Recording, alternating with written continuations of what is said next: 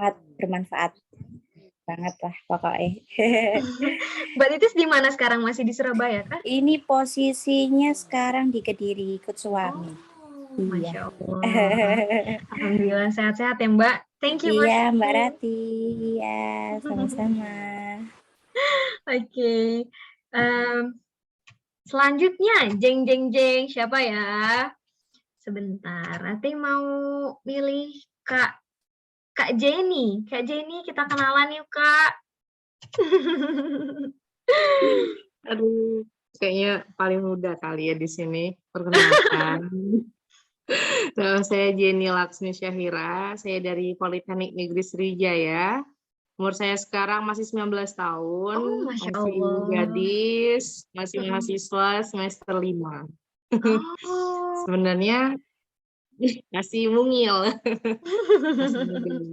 Jadi ini benar-benar insya Allah buat persiapan ya.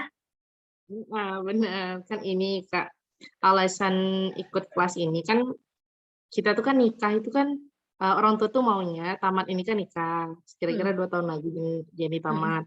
Walaupun nggak tahu siapa calonnya, tapi Jenny yakin pasti ada jodohnya. Terus apa ya, kalau kita menikah, jadi istri, jadi orang tua, nggak bisa cuma modal cinta, tapi harus ada ilmu persiapan. Nah, jadi masih 2 tahun lagi tamat, kan ada 3 kemungkinan tuh, bisa kerja, S2, atau menikah. Jadi harus dipersiapkan semua, gitu. Jadi kesempatan aja ikut ini. Keren, jadi komprehensif ya, gitu. Nggak cuma nikah, tapi juga untuk pendidikan, kita udah prepare dari sekarang. Karena soalnya yang aku belajar Islam itu, Islam aja selalu menjelaskan apa-apa itu tuh belajar. Jadi nikah itu dengan ilmu, bukan cuma nikah-nikah doang. Setuju, karena memang posisi ilmu jauh paling atas. Makanan kalah. Semoga lancar kuliahnya ya, Jenny. Amin. Amin. Amin. Nice to see you tonight. Oke, aku coba pilih yang ya. Keren ya, dengan berbagai perbedaan alasan dari masing-masing individu. Kita sama-sama belajar, mungkin itu akan menjadikan kita pengingat kali ya malam ini gitu, untuk stay on track, fokus. Oh, aku punya tujuan hari ini, so yuk kita belajar dengan sungguh-sungguh malam hari ini. Oke, dan Rati ingin kenalan juga dengan Mbak Wulan dari Untirta. Kita kenalan ya Mbak.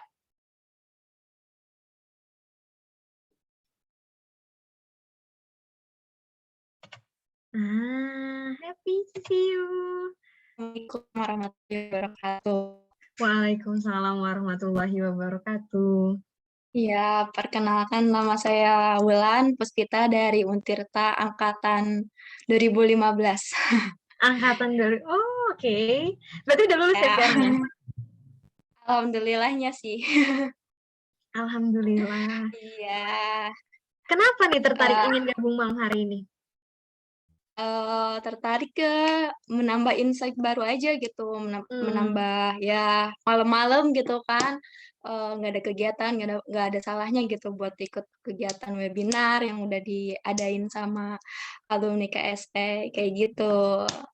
Kayak aku di sini ada kenalan deh. Oh iya, ada yang kenal ya? Ada Miss Fania itu tutor TOEFL. TOEFL Globis. Masya Allah. Hai Miss. Sama Vika deh. Vika nggak tahu masih ingat sama aku enggak ya? Pernah camp bareng, camp BPJS di Cirebon. Oh ya? Iya. Tahu masih ingat apa enggak sama aku? Gitu aja sih, Kak. Wah, asik kan ya? Jadi kita nggak cuma belajar doang, kita juga jadi bisa reunian, ya nggak sih? Iya Kak. Beberapa hari yang lalu juga aku kayak teks gitu sama teman KSE yang di Riau, kayak kangen, iya kangen gitu. Pasti kalau misalkan di sini tergabung bersama tuh rasanya seneng banget. Wah, keren. Oke. Terima kasih Wulan untuk sharingnya. Oke, teman-teman semua, malam hari ini kita udah sama-sama tadi kenalan, setiap orang punya alasan yang berbeda-beda, kenapa sih mau join kegiatan hari ini, but hopefully apapun alasannya, semoga apa yang kita pelajari malam hari ini jadi bermanfaat untuk kita dan juga orang sekitar ya. Oke, sebelum kita mulai kegiatan malam hari ini lebih dalam lagi, yuk kita doa dulu yuk. Kita mulai kegiatan hari ini dengan doa.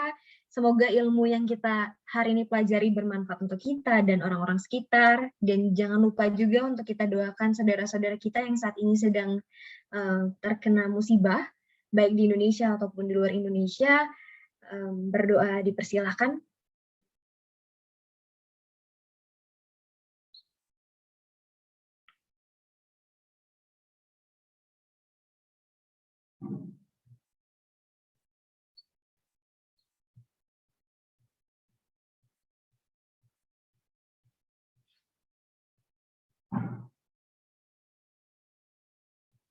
Berdoa dicukupkan. Wah, oke. Malam hari ini mungkin teman-teman udah ada yang sadar atau ada yang belum sadar, COP Parenting malam ini merupakan salah satu program dari Departemen COP, Community of Practice-nya dari Kabinet Alpha. Tati akan izin untuk memanggilkan Kak Vika selaku perwakilan dari COP untuk sambutan. Bukan Mangga, dipersilakan Kak Vika. Ya, terima kasih Mbak Rati. Sebelumnya mohon maaf, saya dari perwakilan Ketua Panitia, yaitu Mbak Intan, dikarenakan beliau belum bisa join malam ini karena gangguan, saya mewakili beliau sebagai dari COP Parenting. Salam bagi semua TSE alumni, selamat datang di acara parenting yang pertama ini. Terima kasih terkhusus untuk tim semuanya yang telah bekerja keras selama beberapa bulan terakhir. Kemudian terima kasih juga untuk Mbak Vika Budi, selaku alumni KSE juga yang juga berkiprah di dunia parenting, sehingga mau untuk berbagi sharing kepada kita semua di malam hari ini. Untuk tujuan diselenggarakannya COP Parenting adalah sebagai sarana silaturahmi dan memfasilitasi alumni untuk mempersiapkan diri dan menjadi orang tua yang belajar memperbaiki cara didik untuk anak-anak generasi berikutnya. Gitu. Saya sampaikan juga mohon maaf atas segala kekurangan dari acara ini. Harapannya dari parenting COP ini akan terus berkelanjutan di kemudian hari. At the end of the day, the most overwhelming key to a child's success is the positive involvement of parents. Salam sehat semuanya, saya Vika dari Alpha COP Parenting. Terima kasih Mbak Rati. Terima kasih banyak Kak Vika, Masya Allah, menginspirasi sekali ya tujuannya dan niatnya kenapa sih ada COP Parenting ini. Hopefully, insya Allah niat baiknya itu tersampaikan dan juga bermanfaat untuk kami semua. Amin, amin ya Rabbal Alamin. Oke teman-teman semuanya, without further ado, sebelum kita panggil pembicara hari ini, Rati izin kenalin dulu ya. Pembicara hari ini tuh keren banget, bener-bener keren banget. Tadi sempat mungkin di awal teman-teman udah mendengar pembicaraan Rati dengan Mbak Vika. Mbak Vika Budi Riyandi ini adalah salah satu alumni KSE teman-teman dari UI, jurusan Kesehatan Masyarakat. Waktu itu aktif di KSE-nya tahun 2010, dan sekarang ini base-nya lagi di Singapura karena suaminya bekerja di Singapura. KSE juga, KSE tuh keren-keren teman-teman ya nggak sih? Kita tuh punya sumber daya manusia tuh yang luar biasa gitu. Jadi yang satu kerja di sini, yang satu kerja di sana, dan kita bisa belajar satu sama lain gitu. So menurut Rati sih itu privilege ya untuk kita semua. Dan Mbak Vika Budi Riyandini ini juga merupakan seorang homeschooler untuk 2 orang anaknya dan juga founder dari rumahberbagi.com. Mungkin teman-teman yang sudah punya berkeluarga bisa buka rumahberbagi.com. Nah, di situ adalah tulisan-tulisan dari Mbak Vika gitu tentang benar-benar keluarga gitu ya. Ada parenting, ada hal-hal lainnya juga gitu. Dan bisa sharing juga dengan Mbak Vika di Instagram, feel free. Dan juga saat ini sedang semangat-semangatnya banget, bukan semangat lagi, tapi sedang mendalami belajar mengenai positive parenting, positive disiplin, dan juga pendidikan dengan Charlotte Mason Method. Gitu. Jadi insya Allah hari ini kita akan sharing bareng-bareng sama dengan praktisi parenting Mbak Vika. Rati izin panggil Mbak Vika-nya ya. Mbak Vika, dipersilahkan. Iya, Assalamualaikum warahmatullahi wabarakatuh. Waalaikumsalam warahmatullahi wabarakatuh. Iya, makasih Ratih sudah memperkenalkan saya dan terima kasih banyak ya untuk teman-teman KSE atas kesempatannya buat sharing hari ini. Saya izin share screen ya.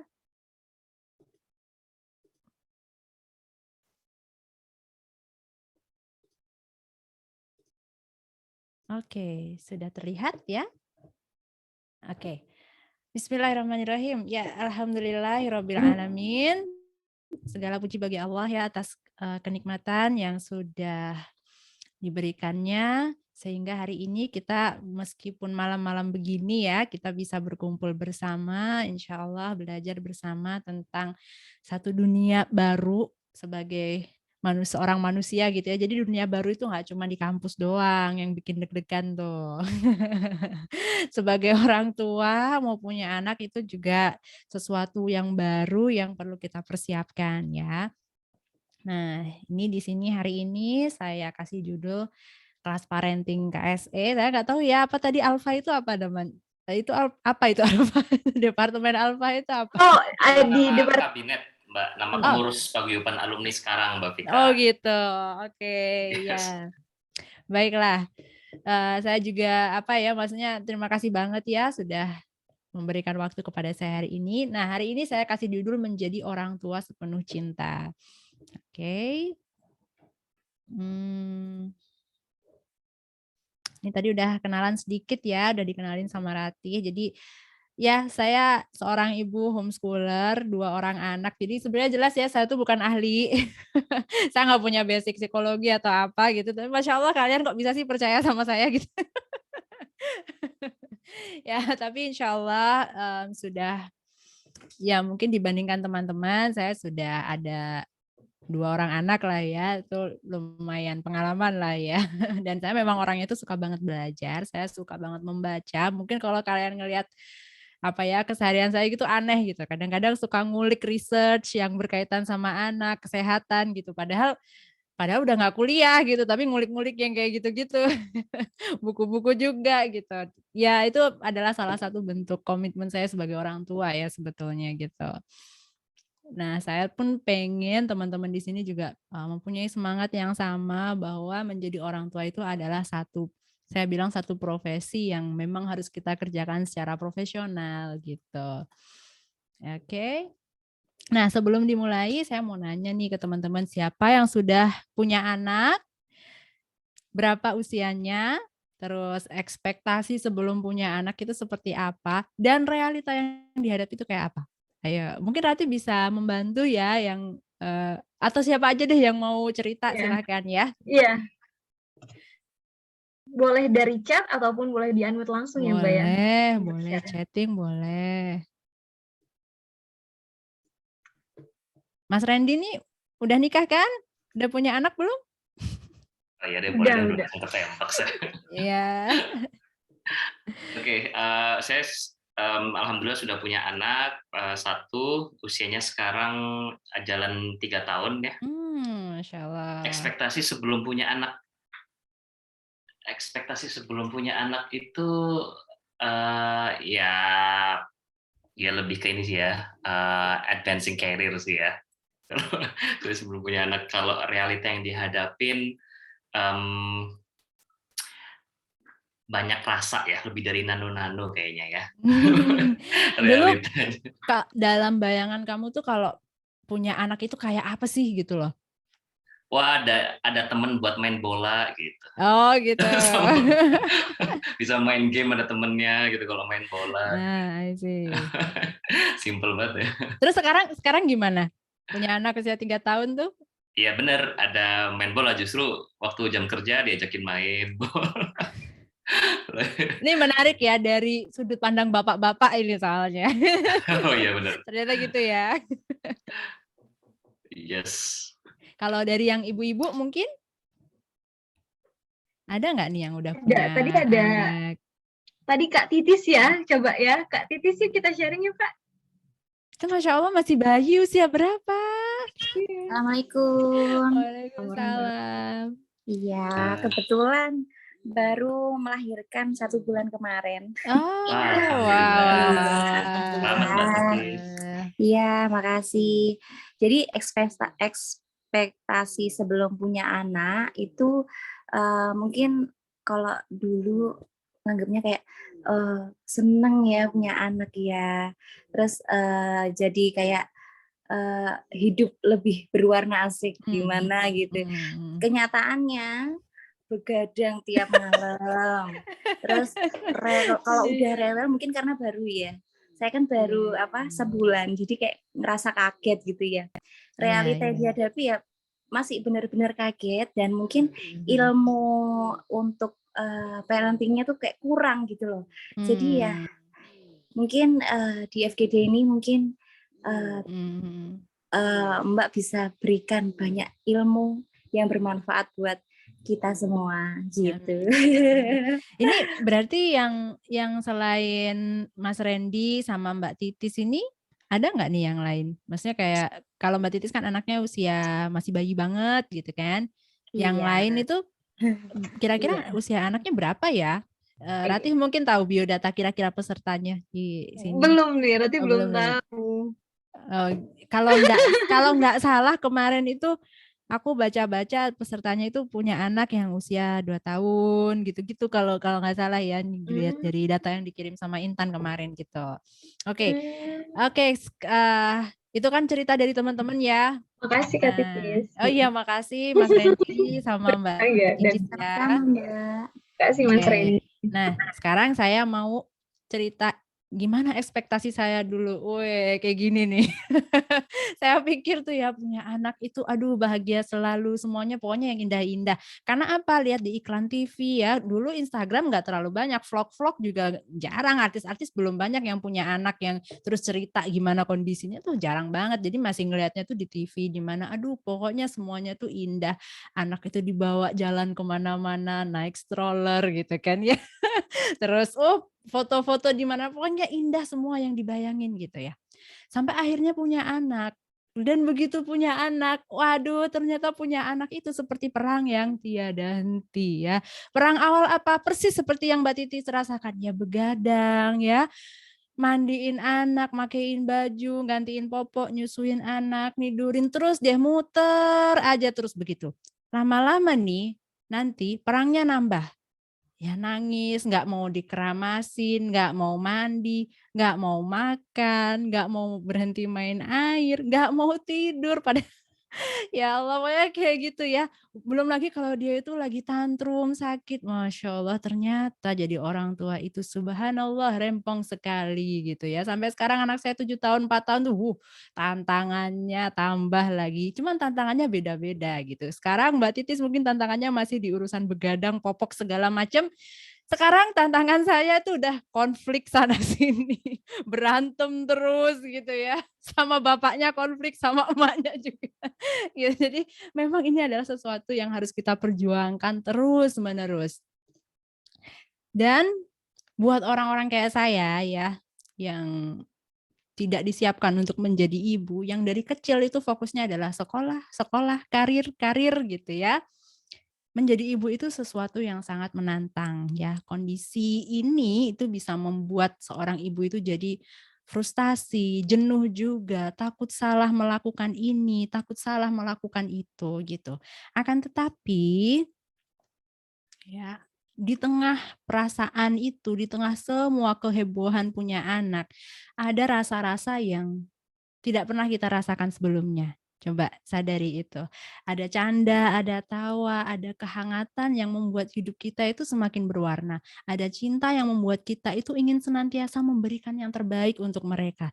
Itu seperti itu. Jadi kita berusaha menyisihkan uang untuk mainan mereka, untuk popok mereka, untuk makanan mereka. Kita sisihkan uang untuk menabung demi pendidikan mereka, memberi mereka hadiah. Termasuk juga nih kita belajar parenting seperti ini, kita ikut course sana sini, kita baca buku. Itu adalah bukti kerja cinta kita untuk mereka. Bukti bahwa kita itu senantiasa menginginkan yang terbaik untuk mereka. Maka saya sampaikan kepada teman-teman ya, apapun yang kalian rasakan saat ini, kalian itu adalah orang tua yang hebat. Mungkin kalian sekarang lagi capek, mungkin kalian itu sekarang lagi sedih, atau mungkin sekarang lagi happy. Nggak masalah, itu semuanya itu adalah tanda bahwa kalian itu adalah orang-orang yang terpilih untuk merasakan sebuah perjalanan mulia membesarkan seorang anak manusia. Jadi rasa lelah, rasa sakit, rasa ingin menyerah, sekaligus cinta, kasih sayang, dan bahagia itu adalah perasaan-perasaan valid yang pasti akan kita alami dalam perjalanan menjadi orang tua. Ya, ya saya cuma mau bilang, guys, you are not alone. Ya, we do this together, gitu. Nah, hari ini, malam ini, saya tidak akan memberikan banyak tips dan trik menjadi orang tua yang baik dengan cepat ya. Karena buat saya, parenting itu adalah sebuah proses belajar yang terus-menerus, sebuah proses yang lama, yang tidak berkesudahan. Jadi, apa yang akan saya sampaikan malam ini? Saya akan menyampaikan beberapa hal basic atau kunci dasar menjadi orang tua, yang mana kunci-kunci ini nantinya perlu teman-teman gali lebih dalam lagi di tempat-tempat yang lain. Ya, setidaknya ada 9 kunci, 8 ya, ada 8 kunci yang bisa kita pegang.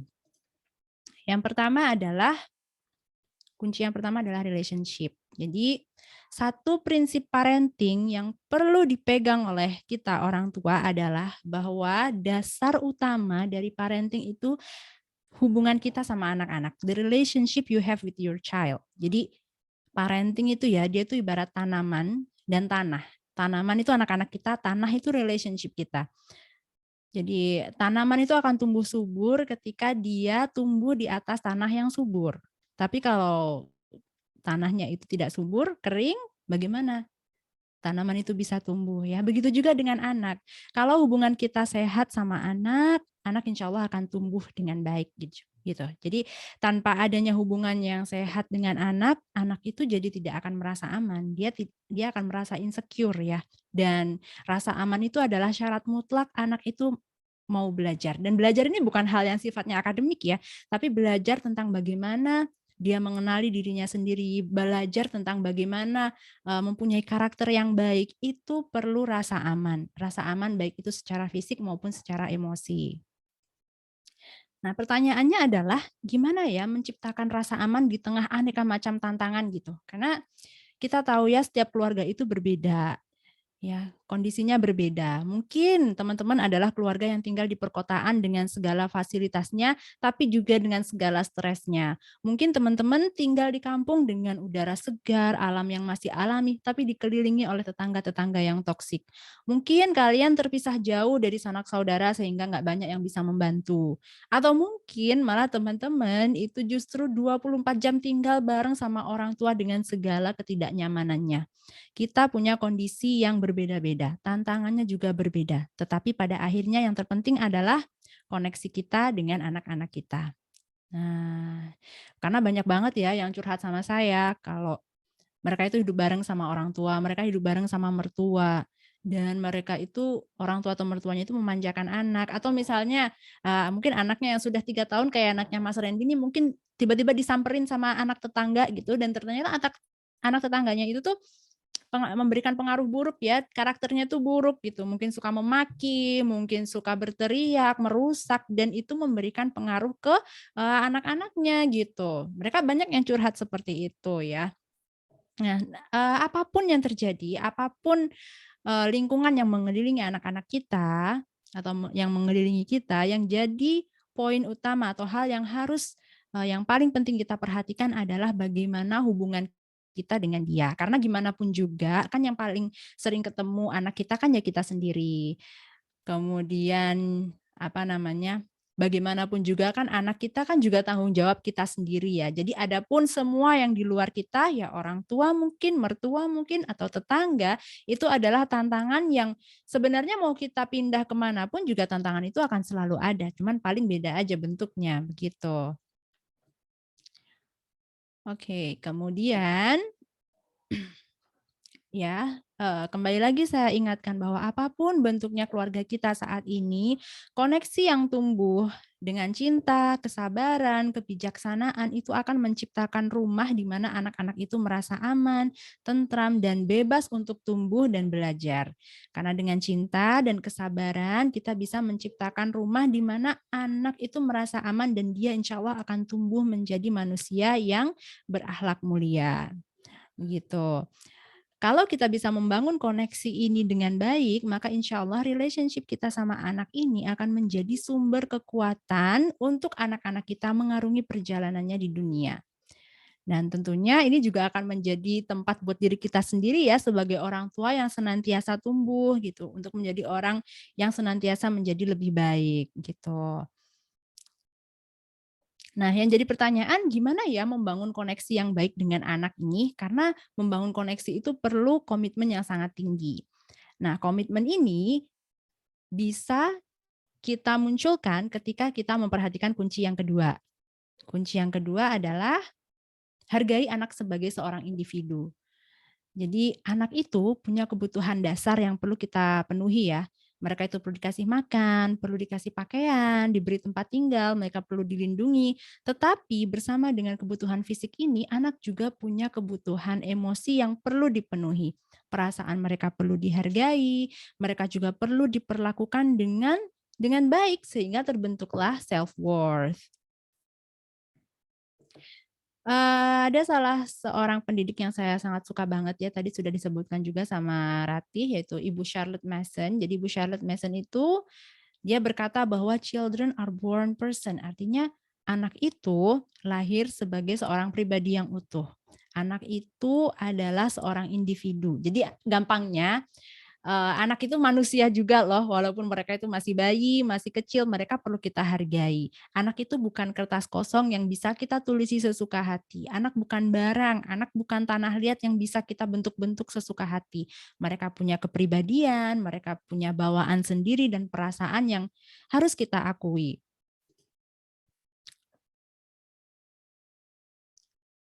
Nah, gimana sih cara menghargai anak gitu ya? Seringkali nih orang tua itu tidak menyadari dirinya masih menggunakan cara-cara yang merendahkan anaknya sendiri. Contohnya gimana sih? Kalau kita orang tua masih menggunakan kekerasan dalam parenting, kekerasan itu bisa berupa kekerasan fisik, verbal maupun emosional, itu artinya kita tidak menghargai anak kita sebagai individu. Begitu juga kalau kita memanjakan mereka. Kalau kita memanjakan mereka, menuruti semua keinginannya, itu juga berarti kita masih tidak menghargai anak sebagai seorang individu. Ya, jadi kalau buat teman-teman yang mungkin masih sering marah-marah, reaktif, memukul, mengecilkan perasaan anak, membanding-bandingkan, please stop ya, karena itu sama sekali tidak akan membuat anak belajar. Yang ada itu malah bisa menumbuhkan sifat yang tidak diinginkan. Misalnya nih, kalau kita suka membanding-bandingkan anak kita dengan anak orang lain. Kamu loh udah besar, masa makan sendiri aja nggak bisa? Lihat tuh adik Nina tuh, dia udah bisa makan sendiri loh. Kamu loh udah sekolah, masa kudu dibangunin terus? Coba tuh lihat adik udah bisa bangun sendiri. Kamu nggak malu apa kalah sama anak kecil? Nah, itu tidak menghargai anak ya, karena coba deh kita bayangkan kalau kita ada di posisi itu. Coba kita bayangkan kalau kita yang digituin, misalnya nih, rumah kita lagi berantakan banget, terus mertua kita datang ya, atau orang tua kita datang, terus mereka komen, "Ya ampun, rumahmu berantakan amat, itu loh kakakmu anak 5 aja rumahnya bisa rapi, kamu anak 1 aja berantakan amat begini," gitu. Coba kira-kira reaksi apa nih yang kita rasakan di sini? Apakah dengan dikomen seperti itu sama orang tua, terus kita jadi bilang, "Oh ya, makasih ya Bu udah ngingetin saya. Oh ya, makasih ya Bu udah banding-bandingin saya sama Kakak." Gitu nggak kira-kira? Kagak mungkin kan. Yang ada kita tuh malah makin dongkol, makin kesel sama orang tua. Udah gitu kita juga jadi kesel sama Kakak. Padahal Kakak nggak ngapa-ngapain. Nah, itu. Kenapa kita bisa merasa seperti itu? Karena kita merasa kalah, kita merasa tidak dihargai.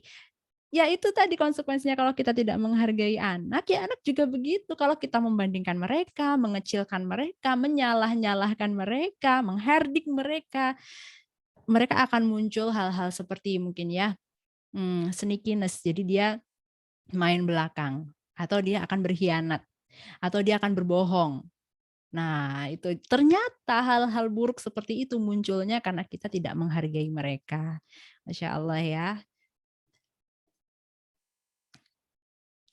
Kalau kita ini sering menggunakan kalimat-kalimat negatif yang seperti tadi ya, anak itu akan berpikir bahwa dia itu hanya akan bisa bahagia kalau dia mungkin mengalahkan orang lain. Atau kalau dia dipuji oleh orang lain.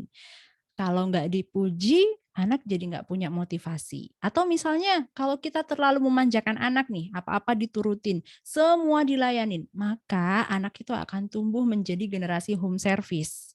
Anak yang selalu ingin dilayani. Dia nggak punya self-worth. Nah, kan bukan seperti itu ya yang seharusnya seorang manusia itu hidup ya. Mestinya ya kita mesti punya self-worth gitu. Dan itu munculnya dari bagaimana orang tua bersikap terhadap perilaku anak-anaknya. Nah, akan beda ceritanya nih kalau kita menghargai mereka. Kalau kita menghargai mereka, kita gunakan cara-cara yang baik, maka perasaan mereka itu akan jadi baik. Children act well when they feel well. Anak itu akan berbuat baik kalau dia merasa baik, merasa dihargai. Bahkan nih kadang-kadang ya, hanya dengan mendengarkan cerita mereka, memvalidasi emosi mereka, itu mereka akan jadi baik sendiri gitu. Kayak anak saya kemarin dia berantem tuh. Yang ini kayaknya dia lagi nangis juga deh nih kayaknya sama bapaknya. Jadi ketika anak itu nangis gitu ya, kadang-kadang anak itu cuma butuh didengerin, cuma butuh divalidasi, oh iya kamu sedih ya, kamu sedih kamu nggak punya barang sebagus kakakmu, kamu sedih ya uangmu nggak sebanyak kakakmu gitu. Iya jadi kemarin tuh anak saya tuh berantem gara-gara yang kecil itu dia suka spending money, dia suka beli Lego, sementara kakaknya suka saving money. Bisa kebayang ketika ngelihat buku tabungan, kakak aku tabungannya udah segini, punya aku kenapa cuma setengahnya, ngamuk dia. So ridiculous kan. Ya iyalah, soalnya kan dia spending terus uang kan. Terus saya tanya, kamu kenapa sedih? Iya soalnya kakak uangnya banyak. Oh kamu pengen uangnya sebanyak kakak? Iya. Kamu iri ya? Iya, and it hurts my feeling. Dia bilang gitu. Aku sakit hati. Oh iya sabar ya sakit ya. Gitu dong. Udah, abis itu dia lihat apa itu di laptop saya. Bunda ini apaan? Oh oke, dia udah baik. Gitu doang gitu. Jadi tanpa harus dijudge, kamu nggak boleh iri dong. Iri itu dosa gitu. Nggak perlu dijudge kayak gitu. Dengerin aja tuh udah mereka baik sendiri. Biasanya seperti itu ya. Kemudian apalagi ya. Oke, saya next aja deh. Nah, untuk membantu teman-teman bagaimana untuk menghadapi situasi ini, bagaimana menghargai anak-anak kita, ada beberapa hal yang perlu kita pelajari. Dan ini saya kasih beberapa referensi yang bisa teman-teman baca ya. Nah, langkah yang pertama adalah kita evaluasi dulu cara kita bereaksi selama ini. Oke? Saya jujur ya, pas di posisinya Mbak Titis, saya itu baby blues. Kamu tahu baby blues itu apa? Pernah merasakan depresi? Mirip seperti itu. Nangis, lihat bayi nangis. Pernah anak pertama saya nangis, saking saya nggak tahu mau diapain, saya biarin aja, cuman saya liatin doang. Dan itu kerjanya tuh saya nangis sampai berbulan-bulan ya. Bapak-bapak harap dipahami ya, ibu-ibu itu. Seperti itu, bisa menghadapi hal seperti itu adalah hal yang sangat berat buat saya waktu itu. Baby blues berkepanjangan sampai setidaknya 5 bulan, dan saya tuh benar-benar merasa feeling well itu setelah 9 bulan. Jadi lama sekali. Jadi kita perlu lihat dulu apa yang terjadi sama diri kita sendiri. Nah, setelah 9 bulan itu pun saya merasa, oke, hidup saya mulai lebih baik. Tetapi begitu anak saya mulai usia 2 tahun, 3 tahun, tantrum kan. Nah, itu men-trigger saya lagi. Wah, apa nih yang terjadi sama saya gitu kan. Ternyata reaksi-reaksi negatif kita ya itu bisa jadi terjadi karena dampak toxic parenting orang tua kita. Dan biasanya seperti itu. Ini tidak bermaksud untuk menyalahkan atau menghakimi mereka ya, enggak sama sekali.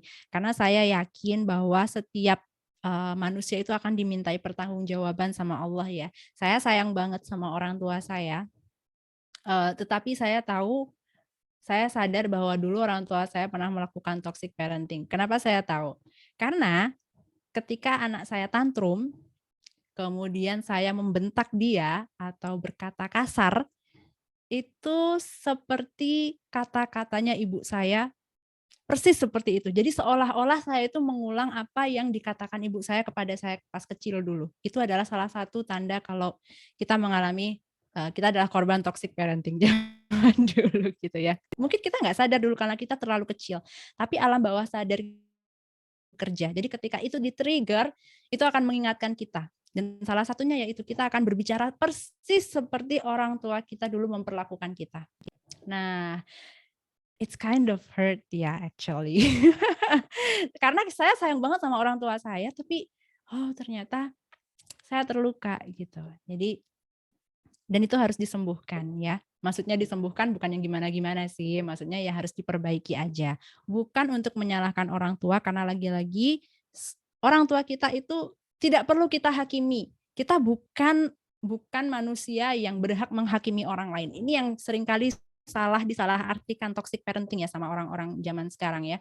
Mereka terus menyalah-nyalahkan orang tua, padahal tidak seperti itu. Ini hanya untuk membangun awareness saja apa yang terjadi dengan diri kita. Perkara apa yang dilakukan sama orang tua kita ya sudah, itu urusan orang tua sama Allah gitu. Sekarang urusan kita adalah urusan kita ini ya ini kita sama anak dan tanggung jawab kita sama Allah. Dan ketika kita sadar bahwa kita mengalami korban toxic parenting ini, maka itu adalah salah satu langkah awal untuk bertanggung jawab terhadap amanah yang diberikan sama Allah. Dengan menyadari itu kita jadi tahu apa yang akan kita lakukan, kita jadi bisa memutus rantai toxic parenting itu.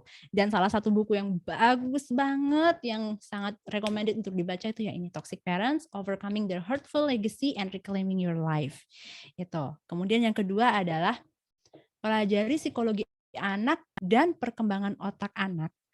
Perkembangan otak mereka dari waktu ke waktu karena terus-menerus berubah ya. Mereka itu sedang mengalami perkembangan otak yang luar biasa. Dan dengan kita mempelajari ini, kita jadi bisa set ekspektasi. Kita jadi bisa memahami ketika anak kita berperilaku irasional. Saya yakin nih, Mas Randy ini pasti kalau sering menghadapi anak, pasti tahu ini cuman kayak gini aja kok diributin gitu. Kenapa nyamuk suruh tidur aja nggak mau gitu. Pasti kayak gitu. Nah itu kalau kita tidak tahu apa yang terjadi dengan otak mereka, emosi mereka, wah itu bisa kebakaran jenggot kita ya. Dan dengan memahami tentang otak anak ini, maka itu insya Allah akan membantu kita set ekspektasi apakah anak kita itu berperilaku irasional karena itu adalah bagian dari tumbuh kembang dia atau ada emosi atau kebutuhan fisik yang belum terpenuhi. Karena bisa jadi anak kita tuh rewel cuman gara-gara ngantuk gitu ya. Itu bisa jadi seperti itu. Dan buku yang bagus banget adalah bukunya Daniel G. Siegel ini ya, The Whole Brain Child. Ini Masya Allah booming banget ini buku ini ya. Keren banget gitu. Yang ketiga adalah pelajari teknik komunikasi yang baik dengan anak sehingga kita tidak melukainya sebagai seorang individu. Karena gini, walaupun kita tidak mengalami toxic parent, ya, kita tidak punya toxic parents, ternyata kalau kita tidak tahu bagaimana cara komunikasi dengan anak, ya itu bisa quite stressful juga ya gitu. Karena gimana pun juga anak itu sesuatu yang baru. Saya kemarin tuh mendengarkan buku yang dibuat oleh anaknya Adele Faber sama Elaine ini ya. Jadi anaknya ini cerita, saya tahu ibu saya itu seorang penulis terkenal. Penulis ini How to Talk to Kids ini. Tapi aku sama anak tuh masih stres gitu. Makanya ya oke, mungkin tidak mengalami toxic parent, so kita bisa gunakan buku yang nomor 3 ini, How to Talk So Kids Will Listen. Ini akan sangat membantu kita berkomunikasi sama anak. Saya rasa buat teman-teman yang baru masih punya bayi pun ya, walaupun anaknya belum bisa ngomong gitu ya, ini akan sangat-sangat membantu gitu. Kemudian yang keempat adalah perhatikan basic-basic parenting yang berikutnya ya. Oh ya, ini kalau misalnya teman-teman nanya, ini kenapa semuanya bahasa Inggris begini gitu. Nggak apa-apa, tenang aja. Ini kalau nggak salah yang The Whole Brain Child sama yang nomor 3 yang How to Talk series ini udah ada bahasa Indonesianya. Jadi bisa di googling aja. Saya nggak tahu belinya di mana, tapi saya pernah lihat beberapa teman saya pakai buku ini udah terjemahan bahasa Indonesia. Kalau yang toxic parenting ini saya belum pernah lihat bahasa Indonesianya. Mungkin sudah ada karena buku ini bestseller banget ya. Biasanya kalau yang bestseller kayak gini tuh udah ada ininya ya. terjemahannya. Tapi kalaupun enggak, saya yakin lah teman-teman KSE mah bisa lah bahasa Inggris gitu ya. Oke. Nah, yang berikutnya kuncinya yang ketiga adalah jadilah role model atau contoh yang baik untuk anak kita, contoh hidup ya. Jadi sekarang coba tanyakan ke diri sendiri, apa sih yang ingin kita lihat di anak kita saat dia besar nanti? Karakter seperti apa yang ingin kita munculkan ya? Kalau saya kayak gini nih, bertanggung jawab, tangguh, jujur, pengasih, penyayang, mandiri, pemberani, bersyukur dan sebagainya. Mungkin teman-teman punya list sendiri ya.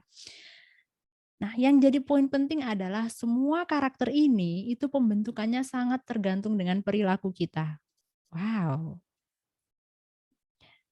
Jadi sejak masa-masa awal kehidupan anak kita ya, keputusan yang kita ambil, langkah yang kita tempuh adalah hal yang akan membentuk anak-anak kita nantinya. Jadi setiap perbuatan yang kita lakukan, sikap yang kita tunjukkan, perkataan yang kita lontarkan itu akan menjadi pengaruh yang sangat besar baginya. Semua itu akan menjadi blueprint kehidupannya. Kok bisa gitu sih? Karena anak itu ibarat sponge ya. Mereka itu menyerap dan mengimitasi perilaku kita. Karena referensi mereka akan dunia luar, di luar orang tua dan keluarganya itu sangat sedikit. Sehingga apa yang dia lihat, apa yang dia dengar, dan apa yang dia rasakan di rumah, itu akan menjadi kebenaran universal buat dia. Jadi dia menganggap nih apa yang ditunjukkan oleh orang tuanya ya itulah yang benar gitu. Dan itu akan tertancap di otaknya dengan kuat. So, hati-hati ya karena anak itu adalah peniru yang sangat ulung. Nah, role model orang tua inilah yang akan mendefinisikan identitas sang anak. Bagaimana dia melihat dirinya sendiri, bagaimana dia melihat dunia, bagaimana dia melihat orang lain, itu sangat tergantung dari role model orang tuanya. Jadi, kalau kita ingin anak-anak kita itu punya sifat-sifat yang seperti tadi, kita tanyakan dulu ke diri sendiri. Emangnya kita udah begitu ya? Apakah kita sudah memberikan role model sifat-sifat ini kepada mereka? Tapi saya tidak bermaksud mengatakan bahwa orang tua itu berarti harus suci, harus sempurna dulu baru bisa jadi orang tua. No, enggak sama sekali.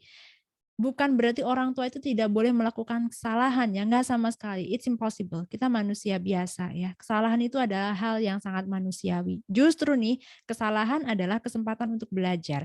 Enggak ada orang tua yang sempurna. There is no such thing as a perfect parent. So just be real one gitu. Salah ya salah aja gitu. Saya aja ngisi seminar, bikin tulisan, bikin course tuh ya bukan berarti saya udah perfect. Enggak mungkin ya. Ya karena saya suka belajar aja gitu. Nah, yang penting adalah kita melihat nih, kalau kita berbuat salah sama anak, kalau kita membuat kesalahan dalam parenting, ya tidak apa-apa, yang penting adalah kita berusaha untuk belajar dari kesalahan kita itu.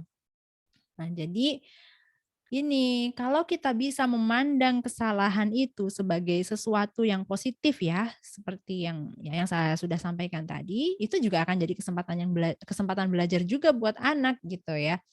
Sayangnya nih kita tuh seringkali menganggap kesalahan, terutama kesalahannya anak ya, karena kita gampang banget ngoreksi anak gitu, itu sebagai sesuatu yang memalukan. Kita menganggap kalau anak itu jangan sampai salah lah pokoknya, kita juga lah jangan sampai salah. Malulah kalau anak kita itu berbuat salah, malulah kalau anak kita itu loncat-loncat di rumah orang, malulah begini begitu. Jadi alasannya adalah malu, sehingga kita bersikap perfeksionis.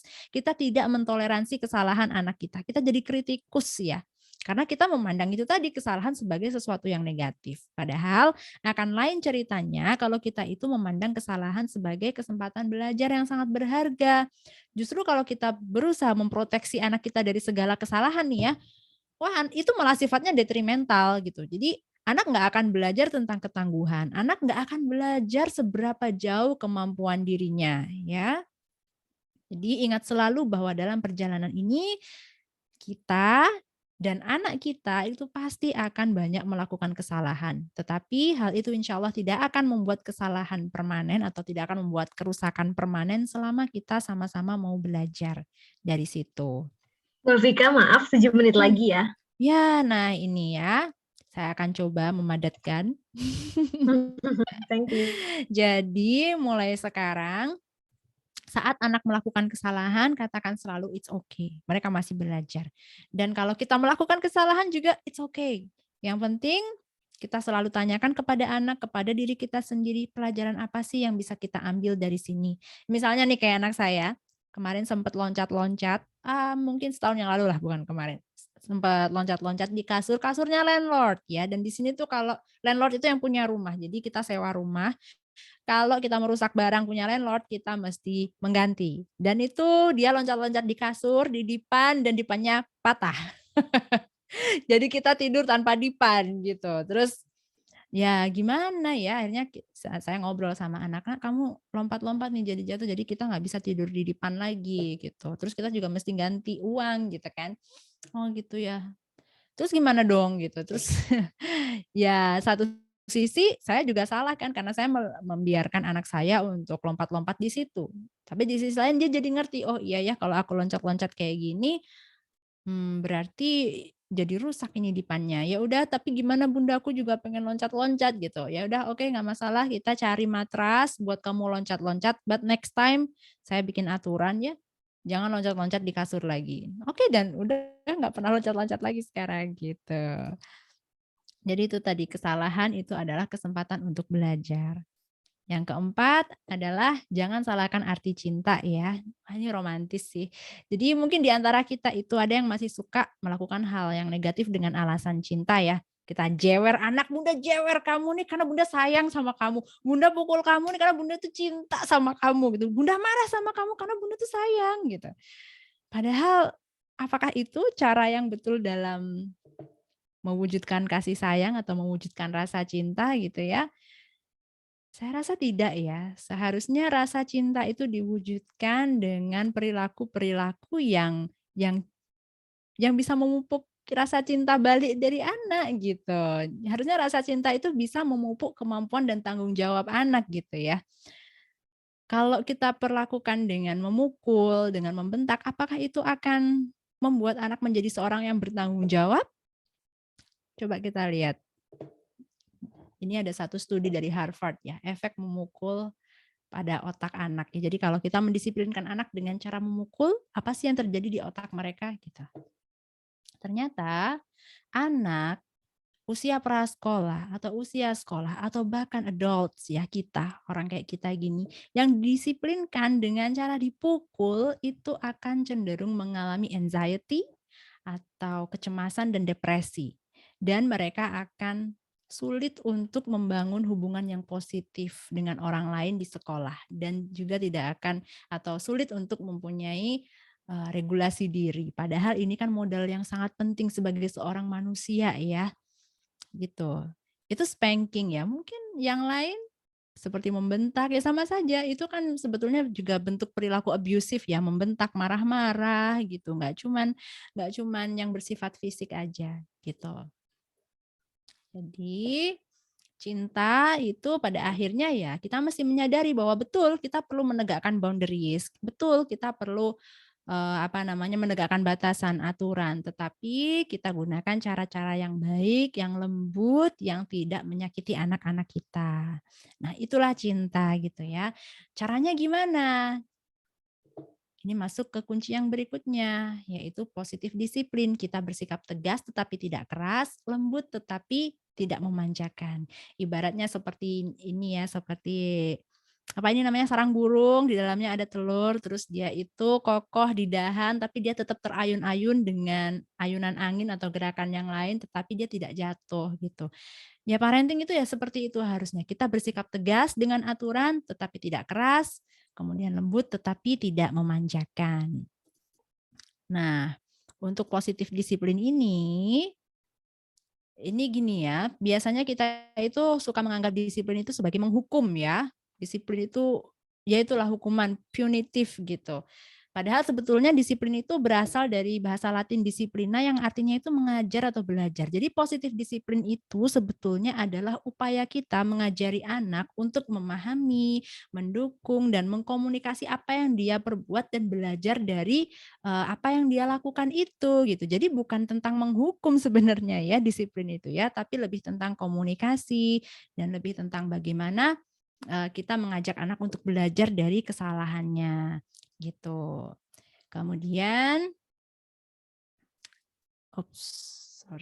Nah, ini adalah beberapa buku yang saya rekomendasikan untuk menegakkan positif disiplin ya. Bukunya Jane Nelson ini bagus sekali kalau buat Mbak Titis nih yang punya bayi, ini akan sangat bagus ya buat dibaca positif disiplin the first 3 years. Keren banget. Jadi ini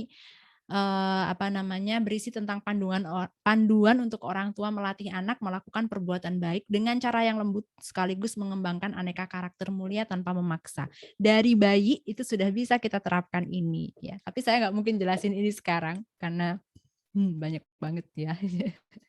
Jadi silahkan dibaca aja bukunya. Kemudian kunci yang ke-6 ya. Oke, saya minta waktu ya. Ini tinggal sedikit sebenarnya. Tinggal 6, 7. Ya, cobalah. Alright. Jadi gini, kerjasama dengan pasangan ya. Jadi ada satu studi yang menunjukkan bahwa kualitas hubungan pasutri itu turun drastis setelah sang istri itu melahirkan bayinya. Kenapa demikian? Karena lelah itu sesuatu yang pasti. Ya, ibu menyusui, suami ikut begadang, ya, belum lagi rasa jealous kok pasangannya sama anak terus sih gitu. Sex life, jangankan mikirin sex life ya, baru nempel-nempel aja anak udah bangun, pipis, apup gitu. Kayak gitu ya namanya realita kalau sudah punya anak gitu ya. Jadi jangankan kita membangun intimasi dengan pasangan, pengen sekedar keluar berdua saja tuh susah banget, susahnya minta ampun ya. Kita mau nitipin anak juga kita dijudge sama orang lain karena kita dianggap lebih mementingkan diri dibandingkan orang lain. Nah, kayak gitu tuh. Padahal ya, pasangan yang bahagia, yang sehat, yang punya waktu istirahat yang cukup itu adalah pasangan yang bisa menghadapi masa-masa awal menjadi orang tua yang sangat sulit. Jadi, saran saya adalah investasi waktu dan energi untuk menjaga hubungan dengan pasangan kalian ya. Pasangan yang bahagia, yang sehat, yang punya waktu istirahat cukup adalah kunci penting dalam membesarkan anak. Lalu, menyisihkan waktu untuk memenuhi kebutuhan kita dengan pasangan itu sama sekali bukan hal yang egois, itu bukan bad parenting, itu adalah perbuatan yang bijak. So, jangan lupa selalu sisihkan waktu. Mungkin kalau misalnya saking nggak ada yang bisa dititipin, ya udah kita jalan-jalan sambil dorong stroller, kita piknik ya, anak biar main, kita bisa ngobrol berdua sama anak.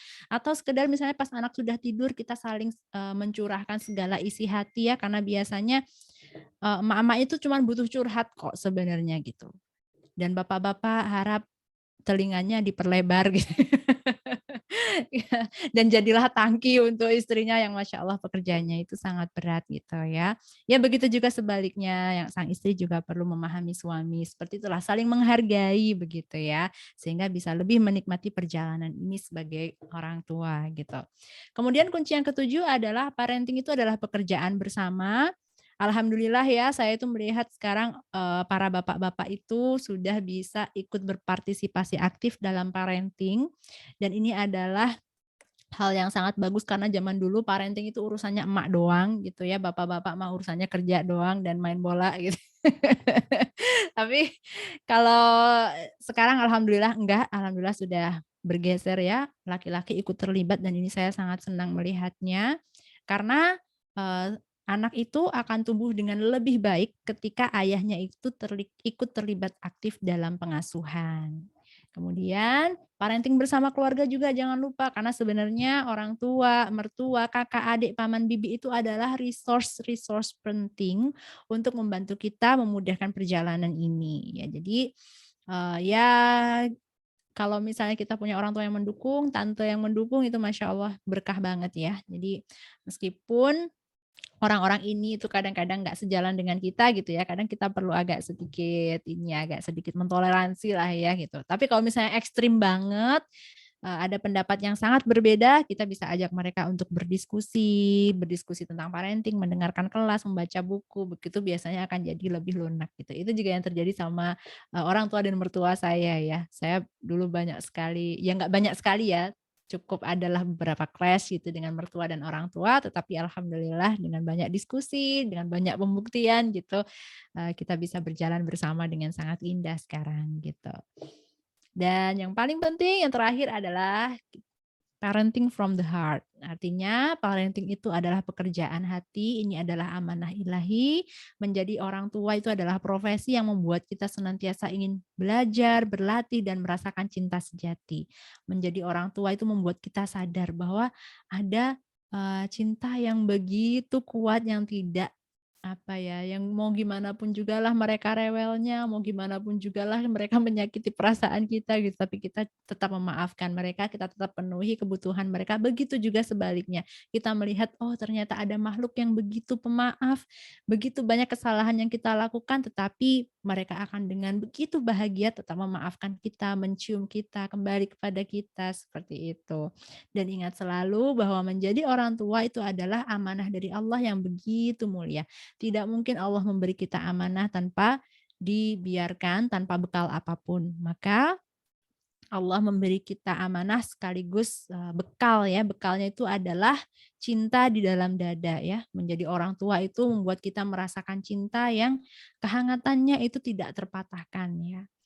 Nah, jadi kalau misalnya teman-teman sudah punya anak, coba lihat ketika anak-anak kita tidur itu ya, pandang wajahnya lekat-lekat hingga saat kita memejamkan mata tuh, kita bisa membayangkan wajah mereka di otak kita elus dia, kita cium dia. Next time ketika dia itu marah-marah, ketika dia nangis, tantrum, atau merengek keras kepala, tarik nafas panjang, pejamkan mata, kemudian bayangkan wajah dia saat tidur. Biasanya itu akan membantu kita lebih tenang, kembali kepada cinta yang sesungguhnya. Begitu ya.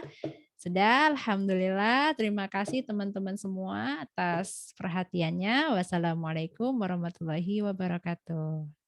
Waalaikumsalam warahmatullahi wabarakatuh. Terima kasih Mbak Vika. Sama-sama. Sebelum kita masuk ke sesi FGD, kita ini dulu yuk reflect otak kita dengan ice breaking for about I think 3 minutes would be enough ya. Sebentar aku nanti share screen. Okay. This one. Ini dari buku sebenarnya, Rati ambil dari buku anak-anak. Asik sih belajar bareng sama anak-anak lewat Riddle. Mungkin para orang tua mau pakai buku ini juga. Riddle at home. Jadi ini tebak-tebakan di rumah. Karena tema malam ini adalah tema parenting, jadi buku yang Rati ambil itu adalah di rumah. Oke. Tebak-tebakan nih teman-teman semuanya. If a red house is made of red bricks and a brown house is made of brown bricks, what is the green house made of? Boleh tulis jawabannya di kolom chat atau boleh langsung unmute. Bener gak nih? Glass, right? Exactly. Glass or plastic? Nice. Kaca? Iya, benar. Okay, next. Awesome. What goes up and down?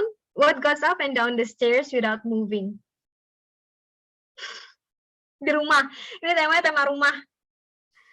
What goes up and down the stairs without moving?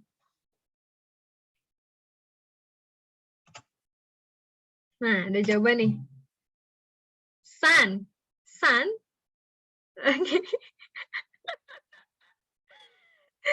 Karpet, teman-teman. Karpet. Kan stay itu dia. Nggak di karpet di tangga kan nggak kemana-mana tuh. Oh ya, kalau orang di luar itu ya karpet, dikasih karpet ya tangganya. Iya, benar. Orang luar kan dikasih karpet tangganya ya. Nah, ini buku-buku bahasa Inggris. Okay, next question. 3 questions doang kok. I turn around once, what is out will not get in. I turn around again, what is in will not get out. What am I?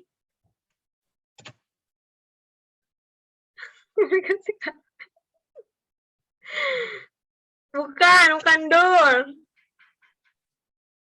Emang door bisa di turn around, bisa, cuman kayak nggak semua door di turn around. Ya ini juga sih, ya udahlah, cuman bukan tab. 3, 2, 1.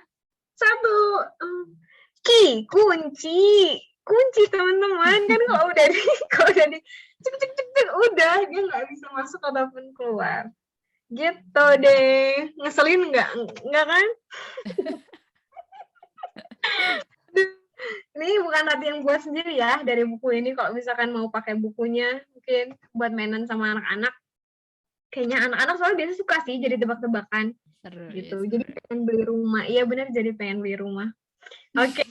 Eh, Oke, teman-teman, mangga kita langsung masuk ke sesi tanya jawab ya. Jadi FGD ini sesinya sesi tanya jawab. Kita sama-sama belajar nih. Apakah so far ada pertanyaan? Tapi sebenarnya lagi banyak banget pertanyaan sebenarnya. Kalau misalkan ada yang nanya, Rati dulu nih nanya. Ada pertanyaan kah? Oke. Nggak ada dulu nih. Kalau mau pertanyaan langsung bisa unmute ataupun via chat. Feel free. Kayak Rati dulu nih yang bertanya ya, Mbak. Kayaknya mungkin ini yang kind of like one of the most important things yang tadi Mbak Vika udah mention. Itu tuh kalau misalkan anak itu dikasih kekerasan dia dari kecil, itu mungkin akan mendapatkan efek yang banyak ya. Berbagai efek. Nah, salah satunya kita jadi kayak nggak conscious gitu kalau misalkan kita tuh melakukan hal yang sama dengan parents kita yang kita lakukan di masa lalu. Cuman dalam konteks self-regulation yang tadi Mbak Vika mention, self-regulation yang Mbak Vika mention, I'm not sure kalau misalkan di sini teman-teman semuanya apakah merasakan hal yang sama atau enggak. Kalau misalkan kita merasa kita tuh udah mati-matian, pengen banget tuh udah mati-matian berusaha memperbaiki self-regulation-nya kita, tapi itu terus apa ya, masih jatuh ke dalam lubang yang sama, salah lagi, gagal lagi ngatur diri, salah lagi, gagal ngatur diri, dan kita juga tahu aware bahwa banyak berbagai luka dari masa lalu yang sudah hadir, tapi itu again, itu bukan satu hal yang bisa kita salahkan gitu kan Mbak. Nah, do you have any solutions, or maybe suggestion, apa yang bisa kita lakukan kalau misalkan kita kayak benar-benar pengen memperbaiki self-regulation kita gitu. Kalau misalkan terkait luka dengan orang tua, mungkin kita bisa dealing dengan inner child gitu ya. Tapi kalau misalkan self-regulation tuh yang tuh ngasih kayak ketemu, aduh jatuh lagi, kayak mana gini harusnya gitu. Ada tips nggak Mbak Vika? Itu hal yang sangat biasa terjadi dalam dunia parenting ya sebenarnya. Jadi kayak kita berusaha memperbaiki diri, masih salah ya nggak apa-apa. Yang penting kan ikhtiarnya kita kan ya. Pasti kok nanti akan ada titik di mana yang kita jatuh lagi gitu. Kita akan ada titik di mana oh iya, aku ternyata udah agak meskipun jatuh lagi tapi ada di lubang yang agak di depan nih gitu.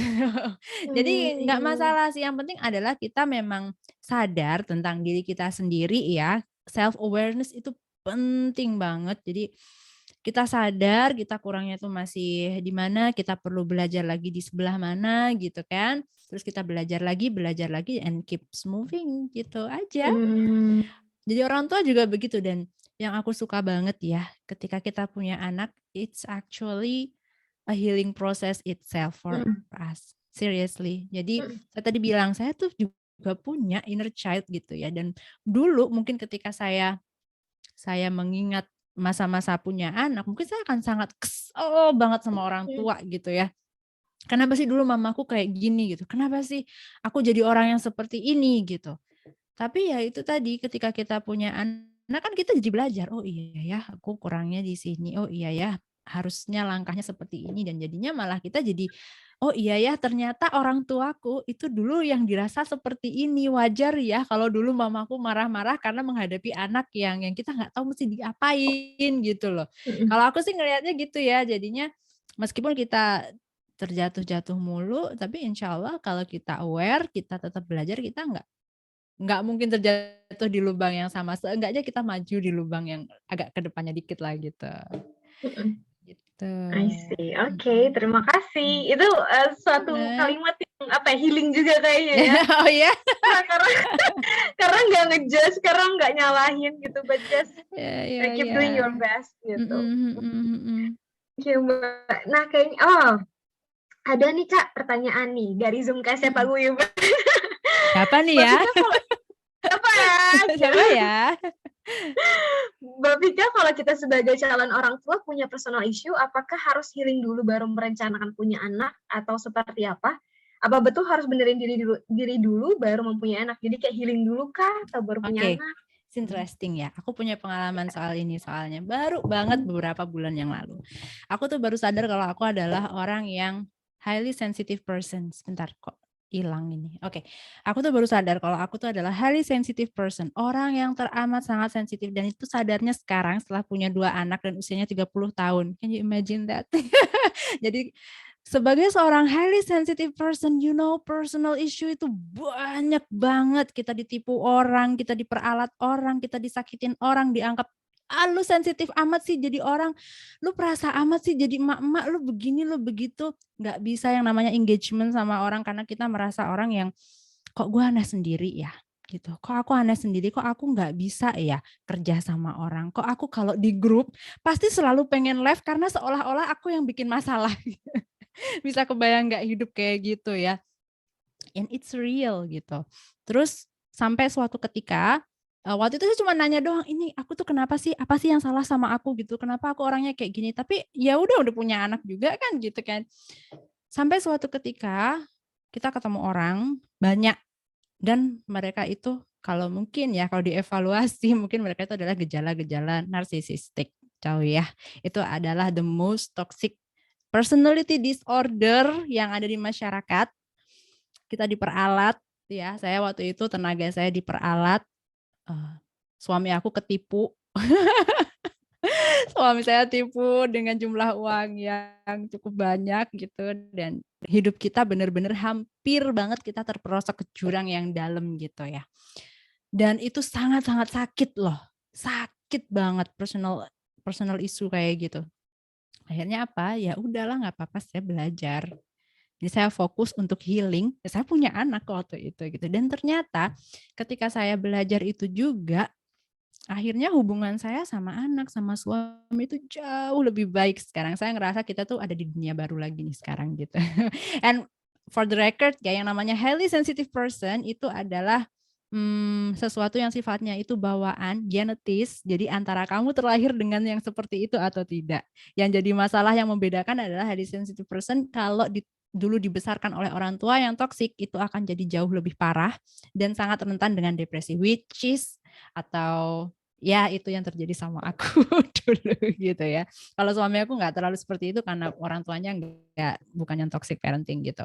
Nah, terus kalau misalnya kita mesti nunggu dulu, ya tentu kita akan sangat bagus kalau kita belum punya anak, terus kita bisa aware dulu, kita bisa memperbaiki dulu, itu tentu akan sangat bagus ya. Tetapi menurut saya sih nggak harus menunggu sampai sembuh dulu. Kecuali kalau isunya itu berat ya, personal isunya berat. Tapi kalau misalnya sesuatu yang masih kita bisa tangani sendiri, yang tidak perlu ada tantangan tanganan profesional gitu ya. Itu insya Allah kita bisa kok healing bareng sama anak. Kan tadi saya bilang ya sebenarnya anak itu membantu kita untuk healing proses gitu. Nah, toh ketika kita punya anak itu kita akan menghadapi masalah yang baru lagi gitu. Ini sekarang aku udah mulai aku mulai anakku kan sekarang 7 tahun sama 4 tahun ya, itu aku udah benar-benar mulai bisa yang pegang banget sih, maksudnya ngerti lah kalau anak begini tuh harus gimana gitu. Tapi belum tentu nanti ketika mereka masuk usia remaja gitu, aku harus belajar lagi gitu, karena tantangannya akan berbeda lagi. So kalau punya personal issue, tentu kita lihat dulu personal issue-nya itu kayak apa, seberat apa, apakah perlu penanganan profesional. Kalau perlu penanganan profesional, menurut aku memang perlu konsultasi dulu ya gitu kan. Tapi kalau misalnya ya itu masih bisa kita hadapi, kita bisa belajar sendiri, I think nggak perlu harus nunggu sampai yang selesai dulu personal issue-nya gitu, karena nanti ketemu anak akan ada personal issue yang lain gitu sih. Mantap, setuju. Ada juga pernah tuh Mbak bincang dengan konselor, sama sih katanya. Jadi kadang healing tuh juga justru bukan selalu sebelum menikah atau gimana, bahkan pas prosesnya tuh bisa sebuah healing gitu. Iya, betul. Ada lagi, oke, thank you Mbak sarannya. Sama-sama. Ya, Mbak ya. Sama-sama. Kayaknya kita juga asik gak sih Mbak kalau misalkan kita tanya ke peserta yang sudah punya anak gitu ya, kira-kira tuh basic problem basic parenting yang biasa dihadapi apa sih, dan mungkin bisa sharing juga solusinya gitu ya Mbak ya. Kita langsung ini aja kali ya, Mas Randy yang udah ketahuan punya anak, Mas Zain juga udah sih, Mas Zain udah punya anak, Mas Sunar juga udah ada. Zain tuh suamiku. Pantesan kata Rati tuh pas di awal tuh gini kan, setahu Rati tuh ada alumni KSM di Singapura waktu awal kata Rati. Siapa ya gitu. Oh ya benar Mas Zain. Oh ya, welcome Mas Zain. ntar jawabannya anak Mbak Vika lagi nih. Kalau mau sharing boleh loh bapak-bapak ini. Bisa di ruangan sebelah aja nih. Iya, kita beda ruangan aja. Oke. Nih Mas Reni, mangga Mas. Ini saya mau nanya sekaligus mau nyapa suaminya dulu ya, Mbak. Dia Halo nggak Mas berani Zain, on saya baru ngeh Mbak Vika kan tadi nyebut di oke. grup alumni gitu ya. Terus ada alumni lain apa suaminya ada di grup sini kan gitu. Baru ngeh, ternyata Mas Zain. Oke. Ya Allah, oke. Terima kasih Mas Zain sudah mengizinkan istrinya untuk sharing dengan teman-teman alumni dari KSM. Oke, Mbak Vika, saya mau nanya sedikit ya. Tadi yang Mbak sampaikan real case yang tadi ya, yang ngerusak dipan itu, itu is sangat relate gitu ya. Case-nya lebih ke ini sih Mbak. Pertanyaan saya singkatnya adalah, Mbak kalau misalkan anak Mbak ya, entah itu yang umur 7 tahun atau yang 4 tahun, probably doing the same thing, entah itu ngapain lah ya, yang Mbak ini bakal ada konsekuensinya nanti rusak atau apapun lah nanti lah ya, itu Mbak bakal ngelakuin apa? Karena kita itu ya sebagai orang tua kan punya database gitu ya di otak gitu ya. Kalau ngelakuin ini bakal begini gitu ya. Itu the knowledge and the experience gitu. Yang niatnya kita baik gitu ya. Tadi Mbak bilang karena kita sayang gitu ya. Tapi di satu sisi kan mereka ada learning opportunity yang lost akhirnya gitu kan. Yang Learning mungkin opportunity yang lost tuh yang kayak gimana maksudnya? learning opportunity kayak misalkan ya tadi itu, ini kalau saya correct me if I'm wrong ya Mbak kata-katanya gitu ya. Kayak tadi, oh kalau aku loncat-loncat dipannya pecah gitu ya. Tapi kalau dia nggak ngelakuin, they never know gitu. Kalau loncat itu nggak bakal merusak barang gitu lah ya. Itu saya lihat, saya nyebutnya learning opportunity. Kalau anak saya kayak misalkan jalan di apa istilahnya itu ya, selokan itu kan ada kayak jalan kecil gitu ya, kan jalan tipik-tipik gitu ya. Yep. Kalau saya sih orangnya biarin sih ya. Kalau jatuh, ya jatuhnya kenapa coba? Kalau saya sih gitu ya. Saya biarin anak saya main di taman itu lebih cenderung membiarkan, tapi ya saya observe gitu ya. Tapi saya selalu ada godaan itu gitu, godaan untuk stop doing ini gitu. Jangan begini, jangan begitu, jangan begini, jangan begitu gitu. Karena kalau secara ini ya saya tahu gitu, kalau ini bakal ngambat, tapi godaan itu sangat besar gitu Mbak. Godaan sangat besar sehingga anaknya itu akhirnya nggak bisa belajar ini gitu. Ya gimana advice-nya Mbak? Alright, jadi ini masuk di pembahasan positif disiplin ya sebetulnya. Jadi kita mencoba untuk mengarahkan anak melakukan yang benar, tetapi tanpa menghilangkan kesempatan belajar dan tanpa melukai perasaan mereka, pribadi mereka seperti itu. Nah, sebetulnya di parenting itu saat kita ngajarin anak soal seperti ini gitu ya, itu kita kenal dengan istilah konsekuensi natural. Ya, jadi saya tahu Mas Randy itu sebetulnya pengen ngajarin anak konsekuensi natural, ya kan? Jadi kalau misalnya kamu nggak hati-hati ya kamu kepleset gitu kan. Tapi gimana nih kalau misalnya dia loncat-loncat di dipan, kalau dikasih tahu di stop, nanti dia jadi nggak punya opportunity buat belajar memecahkan dipan gitu kan. Tapi di sisi lain ya gimana gitu, pasti bingung. Aku tahu gimana bingungnya gitu ya. Cuman sekarang pertanyaan kita adalah, oke, kita tahu bahwa konsekuensi natural itu memang tools yang terbaik untuk positif disiplin, untuk mendisiplinkan anak, karena anak benar-benar belajar banget dari dirinya sendiri gitu, dari kelakuannya sendiri. Tapi pertanyaannya, apakah dirimu rela kehilangan dipan? Itu pertanyaannya itu. Ya, rela nggak tuh kehilangan dipan yang harganya misalnya berapa deh, 5 juta gitu. Rela nggak? Harus tanya suaminya dulu kayaknya. Nah, ini dulu kita dulu tidak tahu bahwa dipan itu tuh gampang rusak, jadi kita biarin loncat-loncat gitu ya. Seandainya kita tahu dipan ini gampang rusak, pasti kita akan menghentikan dia dan dan akan melarang dia untuk main di situ. Jadi konsekuensi natural itu akan sangat bagus dan sangat tools yang sangat baik untuk kita lakukan. Satu, ketika itu tidak membahayakan dirinya. Oke, contoh, misalnya kita mau ngajarin anak bahwa main-main di jalan itu berbahaya. Apakah kita perlu membuat anak main di jalan raya hanya untuk sekedar ngasih tahu itu sampai anak ketabrak dulu? Enggak kan? It's impossible gitu. Misalnya kita cuma mau pengen ngasih tahu mandi atau mandilah ya, mandi setiap hari itu penting biar kamu nggak gatel-gatel atau biar nggak sakit kulit. Apa kita mesti nunggu anak sakit kulit dulu baru ngasih tahu anak kalau nggak mandi itu bikin sakit kulit gitu? Kan enggak kan? Jadi kita tetap harus pegang itu. Yang pertama adalah apakah konsekuensi natural itu membahayakan dia? Kalau membahayakan ya jangan. Jangan gunakan konsekuensi natural. Gunakan yang lain. Kalau kita nggak mau anak kita ketabrak mobil atau kita pengen anak kita itu belajar bahwa bermain di jalan raya itu berbahaya, ya udah pegang tangan dia di pinggir jalan, kasih tahu, nak, bunda tidak akan membiarkan kamu main-main di sini karena ini berbahaya. Pegang tangan dia, nggak usah diteriak-teriakin ya. Karena kesalahan saya juga nih dulu tuh.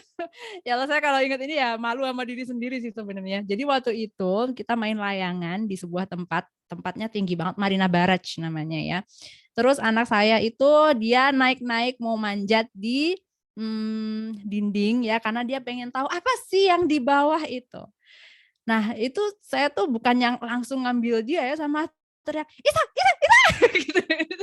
Aduh itu bodoh sekali, harusnya udah ambil aja anaknya gitu kan, terus dikasih tahu gitu. Nggak boleh kayak gitu karena itu berbahaya. Terus pas ya itulah akhirnya kita minta maaf gitu kan, terus di bawah kita kasih tahu, lihat tuh tinggi banget, kamu bisa jatuh dari situ. Gitu ya. Cukup jelas nggak kira-kira Mas Randy? Jelas. Tadi saya juga mau ngomong kalau misalkan mau nyebrang gitu, coba yuk nyebrang, dia kan nggak mungkin kayak gitu ya. Benar. Siap. Iya, Mbak gitu Vika. ya. Terus yang kedua selain tentang bahaya juga tentunya tentang norma sosial, tentang peraturan ya. Kalau mau diapain juga ya mesti dikasih tahu ini peraturannya nggak boleh gitu. Atau misalnya itu tadi apakah dipannya ini terlalu mahal buat kita gitu. Kalau memang mau merelakan dipan demi anak belajar, kalau loncat-loncat itu merusak dipan ya silahkan gitu. Kalau kita mau berkompromi dengan itu. Tapi kalau enggak ya janganlah ya, jangan bermain itu boleh tapi jangan merusak begitu. Gitu. Mantap, terima kasih. Ya, sama-sama. Yang sudah punya anak dari teman-teman alumni, dari Mas dan Mbak, siapa aja nih? Rati kalau nunjuk lagi nanti Rati merasa berdosa. Berdosa. Sharing-sharing yuk, biasanya ketemu problem apa aja sih? Sebenarnya Rati tuh ini followersnya istrinya Mas Sunar, juga aktif di parenting kan ya Mas ya? Istrinya Mas Sunar ya Mas? Siapa ya? Halo Rati. Iya benar. Oh ini Mas. Ya kalau istri itu memang banyak banget belajar tentang parenting, bahkan dari sebelum nikah tuh udah belajar, jadi suka sharing juga di Instagramnya. Kalau tadi kalau Rati tanya kalau apa ya yang jadi tantangan ya sebagai orang tua ya, itu sebenarnya mostly hampir semuanya tadi udah disampaikan sama Mbak Vika ya, lengkap banget, benar-benar lengkap gitu. Paling kalau dari saya ini mungkin lebih ke sisi dari suami ya, peran dari seorang suami atau seorang ayah mungkin ya, dalam mendidik seorang anak gitu. Itu saya tadi pas lihat kunci yang 6 itu ya Mbak ya, Mbak Vika, itu jadi keinget gitu, kerjasama dengan pasangan ya. Bahkan kalau pengalaman saya, ini pengalaman sih, jadi sebelumnya juga nggak kepikiran gitu kalau ini yang perlu dilakuin gitu. Tapi setelah menjalaninya jadi sadar, oh ini ternyata punya peran yang penting gitu dalam pengasuhan, bahkan dari sebelum punya anak gitu. Jadi waktu istri hamil itu sering nemenin istri gitu ya.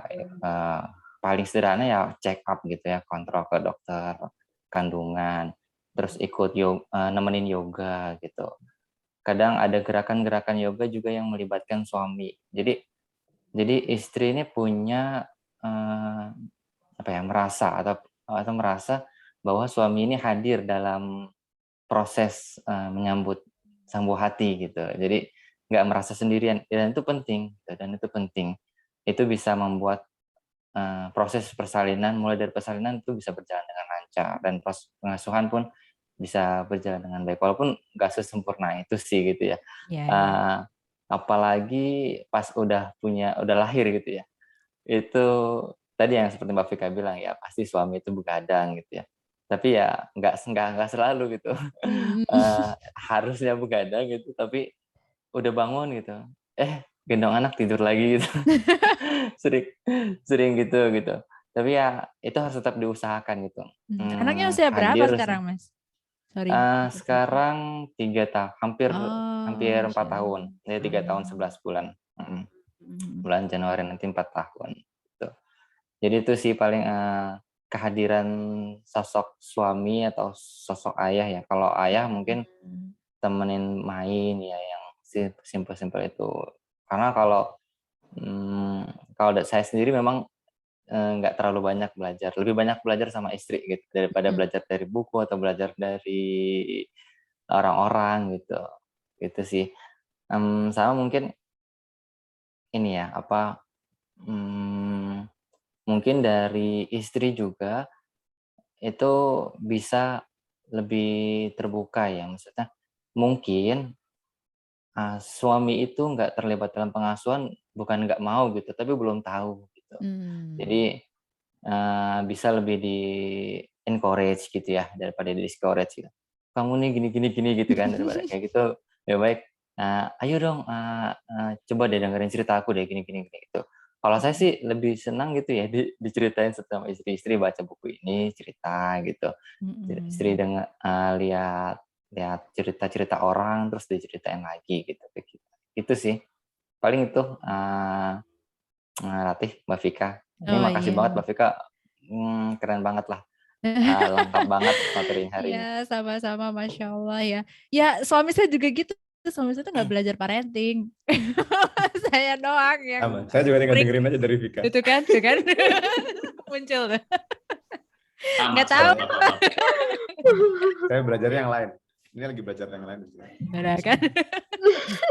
Apa-apa, gitu Pak. ya. Tenang aja gitu. Ya memang, ya apalagi ya kalau kita itu, gini saya jujur aja ya, apalagi kalau suami kita itu membanggakan kita, seneng banget itu. Jadi kalau misalnya istri aku tuh mau belajar, aku belajar itu dari istri, dipuji-puji gitu, seneng banget, bener deh. Jadi saya rasa nih suaminya Mas Sunan ini lagi happy banget nih diceritain gitu, karena sangat diapresiasi ya, dan memang betul gini, mau itu anak, mau itu orang dewasa, ketika perasaan kita itu diapresiasi, maka kita itu bisa melakukan hal terbaik yang kita bisa ya. Jadi apa ya istilahnya, we can reach our full potential kalau kita itu dihargai. Tapi kalau kita nggak dihargai, udah deh. Saya aja tuh ngerasa ya, saya tuh ya suamiku nanti jadi terbang deh. Ya pokoknya Apa Mbak, mumpung Mbak di mumpung sesi ya. ini. Ya, saya juga perlu menyanjung suami di depan orang agar dia merasa sangat dicintai juga. Oke. Nunggu sebelah Malu ruangan tuh ya. Mbak. Malu Mas Den langsung off kamera tuh Mbak. Mas Den, tolong cam on Mas, tolong. Gitu ya.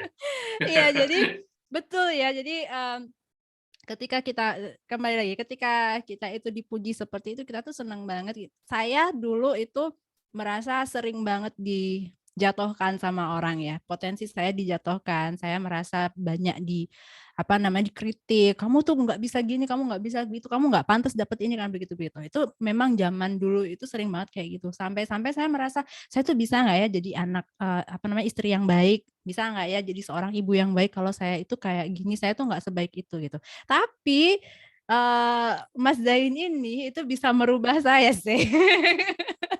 Jadi karena dia sangat menghargai ikhtiar saya, sangat menghargai apa yang saya lakukan, sangat bangga dengan upaya saya sekecil apapun itu, tidak pernah mengkritik saya ya, Masya Allah, makasih ya saya. Itu bikin aku tuh benar-benar yang bisa hidup dengan, aku rasa dia tuh sampai bisa bikin course, sampai bisa bikin blog, sampai bisa bikin vlog gitu, bukan vlog ya, apa sih lah itu, pokoknya video-video gitu ya di YouTube, kalau Ratih tahu ya, mungkin bisa lihat Rumah Berbagi di YouTube itu. Ya aku bisa bikin kayak gitu karena dipercaya sekali sama suami dan dibanggakan kayak gitu tuh, kayak Mas Sunar tadi itu. Istri aku tuh gini gitu. Oh, oke.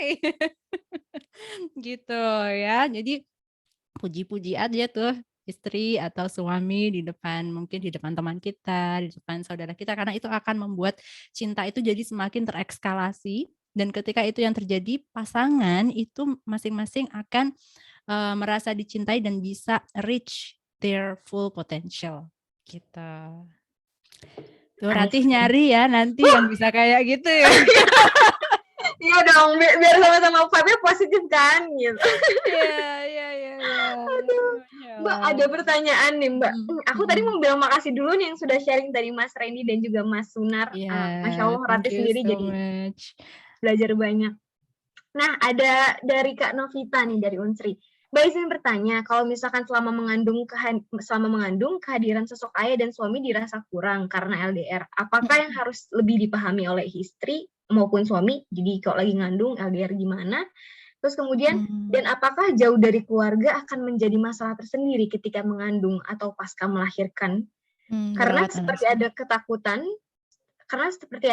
tersendiri, apalagi kehamilan pertama dan masih mengandung di trimester kedua. Semangat Mbak Novita, Masya Allah. Hamil ya, Masya Allah, aku tahu ini gimana rasanya. Oke, kita dari yang pertama dulu ya, tentang kehadiran sosok ayah atau suami yang dirasa kurang ketika LDR. Memang ini akan jadi tantangan yang luar biasa, karena hamil itu hormon kita berubah, beban kita bertambah, itu ada suami aja itu udah berat gitu, udah makin manja gitu kan. Apalagi kalau nggak ada suami, itu pasti Masya Allah, saya bisa memahami ya betapa itu perjuangannya sekarang gitu. Apalagi anak pertama dan trimester kedua. Trimester kedua itu sebenarnya itu lagi enak-enaknya biasanya gitu. Trimester pertama mabok, mual muntah, ditinggal suami pula, itu rasanya subhanallah, pasti semoga Allah kasih kesabaran yang luas gitu ya untuk para istri yang sedang menghadapi ujian seperti ini begitu. Kalau untuk gimana ya? Jadi kita memang tidak bisa memaksa keadaan ya terkadang ya. Memang idealnya adalah suami itu ada selalu sama kita punya keluarga yang senantiasa bisa mencintai kita, menggantikan posisi suami misalnya kalau lagi berjauhan gitu ya. Akan tetapi kita tahu bahwa setiap keluarga itu berbeda, kondisinya berbeda, tantangannya juga berbeda. Kalau memang seperti ini yang dirasa, tentunya komunikasi sama suami harus tetap selalu dijaga gitu ya. Jadi jadwalkan telepon, jadwalkan ngobrol, itu harus selalu ada gitu. Dan suami pun harus memastikan bahwa saat LDR itu bukan berarti dia nggak mencintai kita gitu ya. Jadi kita perlu sampaikan kepada suami love language seperti apa yang kita inginkan ya. Apakah misalnya aku tuh seneng kalau kamu tuh ngirimin hadiah gitu kan. Jadi tolong dong kasih surprise. Jadi nggak surprise dong ya. Kayak gitu. Tapi intinya gitu ya. Cari love language yang paling sesuai buat kita. Misalnya mungkin kita pengen hadiah, mungkin kita pengen apa gitu ya. Kalau misalnya memang kehadiran adalah love language-nya, maka kita sering-sering telepon, kita sering-sering ngobrol begitu. Dan itu komunikasi tetap dijaga, karena ada orangnya aja kita sering konflik gitu ya, dan resolve-nya itu kadang susah, apalagi kalau pas LDR itu. Kalau buat saya sama suami, saya tuh tipe yang nggak bisa LDR sama sekali, belas nggak bisa ya. Jadi kalau misalnya kita LDR terus ada ada masalah gitu, wah itu nggak tahu udah makin parah deh. Kemarin aja ada masalah sama suami gitu ya. itu kita bisa selesai resolve sehari semalam gitu ya karena ada orangnya gitu. Kalau nggak ada orangnya, aduh nggak tahu deh itu gitu ya. Karena love language kita adalah kehadiran gitu. Jadi pelajari dulu love language masing-masing seperti apa, komunikasikan dan cari solusinya ya. Insya Allah dengan kita menjaga cinta kita dengan pasangan, apapun tantangannya insya Allah kita bisa, dan tentunya berdoa gitu ya. Semoga Allah itu tetap menjaga cinta kalian gitu. Kemudian kalau apakah jauh dari keluarga akan menjadi masalah tersendiri ketika mengandung atau pasca melahirkan, merawat anak sendiri karena ada ketakutan ya. Oke, aku ngerti banget ini gimana rasanya, tetapi ketika kita itu terempower ya, kita punya knowledge yang cukup, kita tahu apa yang akan kita hadapi, kita bisa mengantisipasi dan kita punya ekspektasi yang setidaknya cukup sesuai, itu insya Allah kita bisa menghadapi punya anak baru dengan cara yang jauh lebih baik, dengan tanpa baby blues, tanpa depresi, insya Allah seperti itu. Oke, saya cerita teman saya yang di Belanda. Kalian tahu Belanda itu adalah salah satu negara dengan servis atau fasilitas kesehatan yang terbaik kan. Dan saat melahirkan, coba cerita kalau misalnya ada teman yang tinggal hidup di Belanda, terus dia melahirkan di sana, pasti itu experience melahirkannya itu sangat indah gitu ya. Padahal mereka hidupnya jauh dari orang tua. Mereka nggak mungkin mendatangkan orang tua karena jauh lebih mahal ngedatengin orang tua ke sana daripada ke Singapura. Ke Singapura mah ya segitu doang gitu kan. Tapi kalau corona enggak sih. Corona berubah segalanya ya.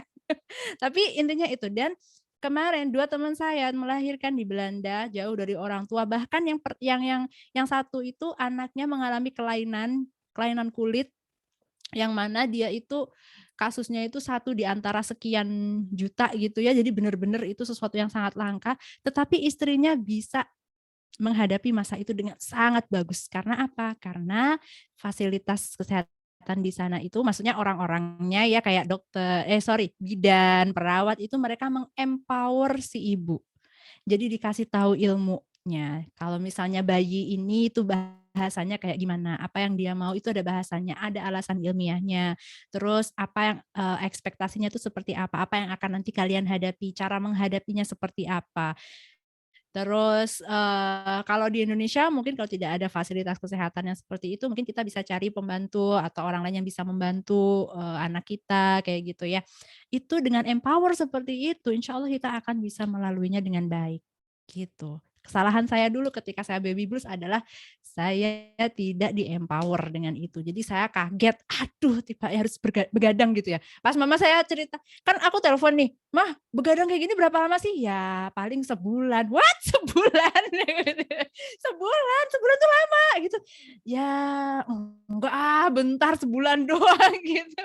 Karena kan kaget ya, konsep aku kan masih yang masih anak kuliahan banget lah yang apa-apa itu oke, ngebut skripsi seminggu jadi gitu kan. Aku tuh konsepnya masih kayak gitu. Padahal punya anak kan nggak begitu kan. Jadi kita perlu di-empower gitu.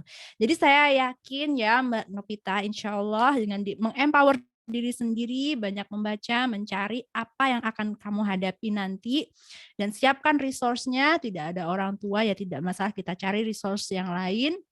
Insya Allah akan sangat terbantu, kamu tidak akan mengalami hal-hal yang menakutkan insya Allah gitu. Tapi syaratnya itu, mumpung sekarang masih trimester 2 kan, ayo ekspektasinya bukan, jadi kadang itu pas hamil tuh kesalahan saya dulu tuh cuman belajar tentang melahirkan yang smooth tuh gimana gitu, tapi tidak terlalu mengantisipasi pas habis lahir tuh ngapain gitu loh.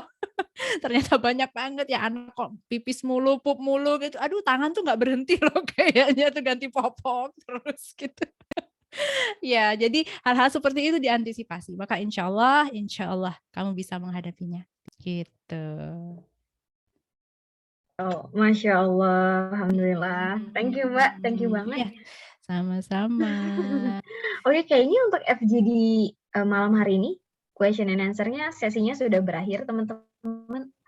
Oh, ada lagi pertanyaan. Bagaimana Mbak? Apakah mau dijawab sekarang atau nanti via IG? Iya. Mungkin seperti Boleh Mbak nggak? dengan... Nggak apa-apa sekarang aja lah, satu aja gini. Oh, nggak Kan? apa. Oke. Nggak apa-apa. Boleh. Jadi, apakah pernah mengalami anak tantrum di depan umum? Oh, pernah. Sering. Apabila iya, bagaimana cara menghadapi anak yang tantrum dan menghadapi anak yang belum bisa belajar sabar dan mudah marah jika keinginan tidak terpenuhi.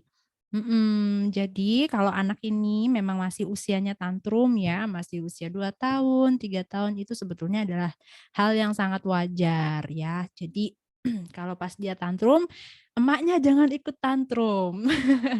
Kadang kita tuh suka malu dengan omongan orang kan yang aduh, karena gini loh, kita tuh suka malu kalau di-judge sama orang kan. Karena orang kadang-kadang orang juga kejam juga sih ya. They so cruel kadang gitu loh. Jadi kayak melihat aduh itu si anaknya tantrum, emaknya nggak bener tuh. Padahal sebenarnya tuh enggak, itu adalah fase yang memang harus dilalui sama anak gitu. Anak itu perlu belajar mengenali emosinya seperti itu kan. Jadi kalau anak tantrum di depan umum ya kita tenang. Kita tenang, kemudian kita segera lihat, evaluasi, observe sekitar anak ini seperti apa, apakah kita bisa membolehkan anak meluapkan emosinya di sini, atau misalnya nih anak tantrumnya di supermarket, iya jangan di supermarket, langsung kita bawa ke tempat yang lebih tenang misalnya, di belakang supermarket atau di mana di tempat yang di mana anak itu dia bisa meluapkan emosinya tanpa mengganggu orang lain gitu. Pokoknya kuncinya adalah jangan sampai mengganggu orang lain sih intinya gitu. Kalau terlalu berisik teriak-teriak kan nggak enak ya. Maksudnya nggak enak itu ya mengganggu gitu. Mengganggu kan berarti itu udah nggak bener ya gitu. Jadi kalau misalnya seperti itu nggak apa-apa, nangis nggak apa-apa, langsung aja deh segera beresin urusannya, terus kita bawa anak untuk meluapkan emosinya di tempat yang lain. Kita kalau dia mau kita bisa peluk ya, kita bisa tenangkan diri gitu. Oke, salah satu contohnya itu anak saya kemarin turun dari bus tantrum. Kenapa coba? Karena dia jatuh. Padahal jatuh lukanya tuh cuma dikit banget gitu kan. Tapi nangisnya wah gitu. Cuman aku lihat di halte itu nggak ada siapa-siapa, tenang. Jadi aku bilang, "Oke, it's okay Bunda tahu kamu marah, kesel, kamu jatuh, kamu capek, kamu sakit. Sekarang kita duduk dulu. Whenever you ready, kamu kasih tahu Bunda, terus kita pulang jalan pelan-pelan gitu." Dan iya ya aku tungguin, bener aku tungguin sampai dia ready gitu. Terus tantrum lagi kenapa coba? Dia minta gendong, padahal bisa jalan karena lukanya itu cuma dikit gitu kan. Dia minta gendong, tapi kan aku nggak bisa gendong karena aku bawa bawaan banyak gitu kan. Ya aku bilang, "Bunda tahu kamu capek dan Bunda sekarang bawaannya banyak banget jadi nggak bisa bawa kamu. Jadi kalau kamu mau ya udah ayo kita jalan, kalau ada rumput atau akar pohon yang bisa kamu duduki atau tempat duduk kita bisa duduk dulu sebentar di situ," gitu. Cuman karena dia jijian kan ya anaknya yang lihat akar pohon, "Ih nggak mau deh ogah daripada gua duduk di akar pohon kayak gitu mending gue jalan." Jalan deh sampai rumah gitu. Jadi jadi ya memang perlu seni ya, kita perlu melihat intuisi kita, insting kita, melihat, observasi sekitar ya. Yang penting adalah kita mesti membedakan emosi kita dan anak. Artinya kalau anak tantrum itu tuh anak yang bermasalah, yang lagi tantrum tuh anak, kita tuh enggak. Jadi jangan kebawa gitu. Tenang ya, tenang gitu. Tarik napas gitu. Gitu, apanya tadi? I see. Memvalidasi perasaan anak penting banget ya Mbak Vika. Banget. Aku tuh benar-benar mungkin kalau Mbak satu kunci aja deh buat ini parenting, validasi emosi anak. Itu kayaknya aduh, dan itu butuh skill ya. Iya, Butuh betul. skill. Karena kita harus melawan ego kita sendiri juga nggak sih? Aku Iya, capek. heeh. Kayak kemarin tuh aku cerita juga ya. Jadi kemarin kan kita piknik tuh. Aku piknik, terus anak aku kan tantrum. Kenapa coba? Takut ombak, takut angin, ombak, deburan ombak. Padahal dia nggak main di air coba. Tapi kan dia highly sensitif ya. Highly sensitif itu sensorinya itu mudah sekali terstimulasi kan. Jadi dia begitu merasakan anginnya kencang, padahal kita nggak ngerasa loh. Dia ngerasa anginnya kencang, ombaknya agak meninggi, langsung teriak dia, wah wah gitu kan. Ya aku validasi terus, ya sabar ya nak, sabar, udah tahu gitu kan. Terus karena udah capek banget ya, ada kali sejam gitu dia teriak-teriak kayak gitu. Maksudnya teriak, diem, teriak lagi, nanti ombaknya naik, teriak lagi gitu kan. Itu cukup lama ya di situ. Terus anak saya yang gede, itu dia nggak sengaja numpahin makanan di mat, yoga mat. Ceritanya aku bawa yoga mat ke pantai buat yoga gitu kan. Terus itu yoga mat kesayangan aku karena warnanya bagus gitu kan. Lah, kena itu saus spaghetti. Lah, aku yang dari tadi dan itu nggak bisa dicuci, udah aku coba cuci nggak bisa. Aku yang dari tadi udah menampung emosinya Isa, yang mana aku juga highly sensitif, yang sensitif dengan perasaan orang, menyerap energi orang, terus tiba-tiba ngelihat yoga mat aku kayak gitu, muka aku langsung cemberut ya. Jangan dibayang muka aku cemberut gitu kan. Terus aku bilang, sorry, Bunda lagi marah, aku bilang gitu kan. Si Isa, jangan marah, please, aku butuh waktu ya, Bunda butuh waktu, sebentar aja Bunda pengen marah ini. Kalau kamu ke Bunda sekarang, Bunda makin marah-marah gitu. Terus si Najmi juga merasa bersalah sekali kan dia kan gitu. Cuman ya itu, validasi emosi kita sendiri juga. Oh iya, oke, aku lagi marah. Apa yang aku butuhin sekarang? Tarik nafas, tenang. Lihat, ini tuh cuman yoga mat loh gitu. Apa sih dibandingin anak, mana yang lebih berharga? Anak apa yoga mat gitu kan. Terus aku bilang, Najmi, setelah tenang ya, narik nafas beberapa kali, aku bilang, Najmi, I'm so sorry ya. Bunda minta maaf, Najmi, Isa maaf. Bunda barusan marah-marah, Bunda barusan gak enak mukanya gitu. Kamu tahu kenapa? Karena ya itu tadi, dari tadi Isa nangis, terus yoga matnya Bunda kayak gini. Padahal ini yoga mat kesayangan Bunda gitu kan. Terus maaf ya gitu, karena Bunda sayang banget sama yoga ini. Tapi aku tahu kok Bunda lebih sayang sama kamu daripada yoga mat. It's okay lah, it's okay. Gitu. Terus akhirnya kita happy lagi deh semua. Gitu. Mudah-mudahan nyambung ya contohnya. Nyambung Mbak. Aku tahu itu nggak mudah ya, pastilah. Maksudnya kita akan terbawa emosi anak itu pasti. Jadi ya kita validasi diri kita sendiri juga. Betul. Kita juga harus take care of ourselves ya. Kayaknya itu the first thing kayaknya before we take care of our children. Makanya kita perlu aware sama perasaan kita juga, nggak cuma fokus di anak juga, tapi kita lihat diri kita sendiri lagi siap nggak nih menghadapi emosi anak gitu. Kalau nggak siap, kita lagi emosi, marah, apa yang mesti kita lakukan gitu. Kita tahu triggernya apa sih, gitu-gitulah. Iya, setuju Mbak. Alhamdulillah. Oke, untuk sesi FGD-nya Rati close ya Mbak ya. Terima kasih banyak untuk semua pertanyaan dan juga sharing-sharingnya untuk question and answer malam hari ini. Nah, sebelum kita lanjut ke sesi dokumentasi, Rati izin infokan bahwa akan dikirimkan link di chat oleh teman-teman COP. Teman-teman silakan Mas dan Mbak untuk memberikan feedback-nya untuk acara malam hari ini. Itu benar-benar kita butuhkan banget. So feel free to put any feedbacks ya. Oke, terus kemudian sekarang yuk kita foto-foto dulu yuk sesi dokumentasi. Oke, kalau silakan. yang bisa on cam. Jangan lupa semuanya on cam dulu. Iya, yuk on Mas cam yuk. Zoom KSE juga ya. Iya. Ya, admin Zoom-nya juga nih. Iya. Bentar.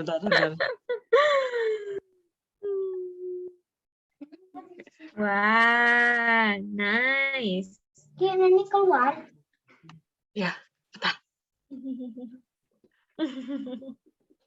Ya, nggak apa-apa Mbak Siti. Terima kasih infonya. Beberapa gaya nih.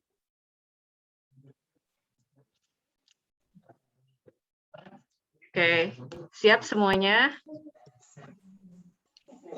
1, 2, 3. Sebentar.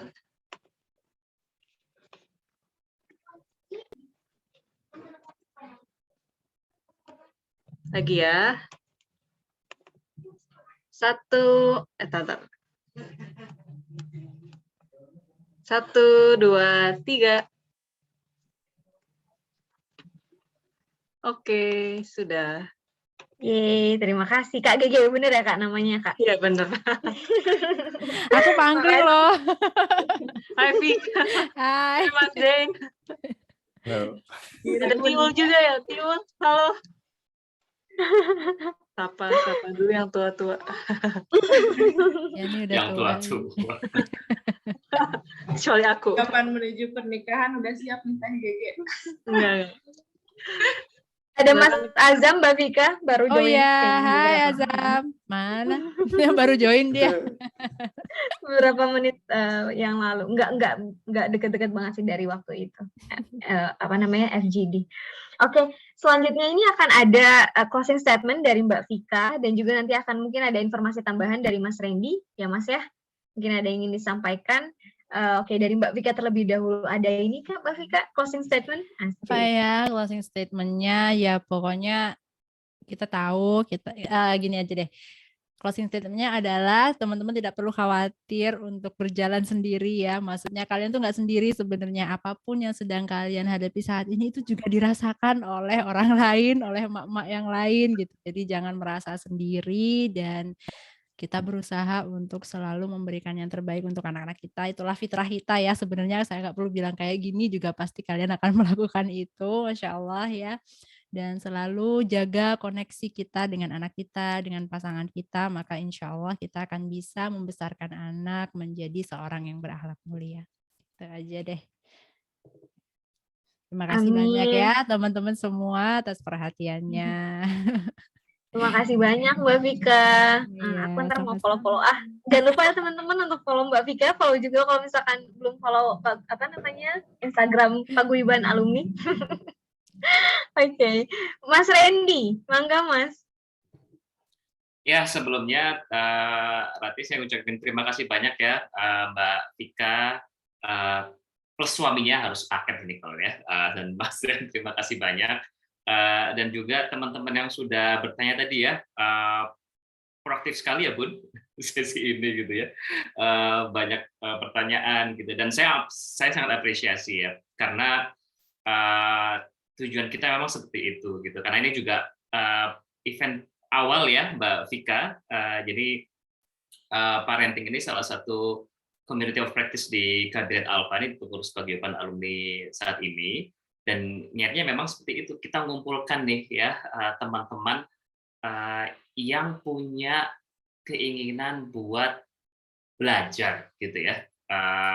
Sekali lagi ya saya echoing message-nya dari Mbak Vika, bukan yang sudah ahli-ahli kumpul di FGD Parenting ya, kamu sudah ada sertifikat, sudah ada, nggak ada gitu-gitu ya. Jadi buat yang sudah berkeluarga ataupun yang mau mempersiapkan diri gitu ya. Jadi harapannya ini sesi ini sudah makin siap nih ya, kayak Intan, Ratif, ya gitu lah ya.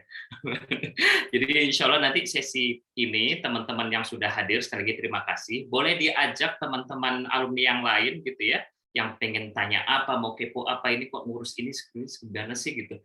Ya kita bareng-bareng di wadah ini gitu ya, karena ini dari kita buat kita juga gitu ya. Apalagi ini untuk malam ini alhamdulillah yang berbagi adalah keluarga kita sendiri gitu ya, dari keluarga alumni KSI sendiri gitu.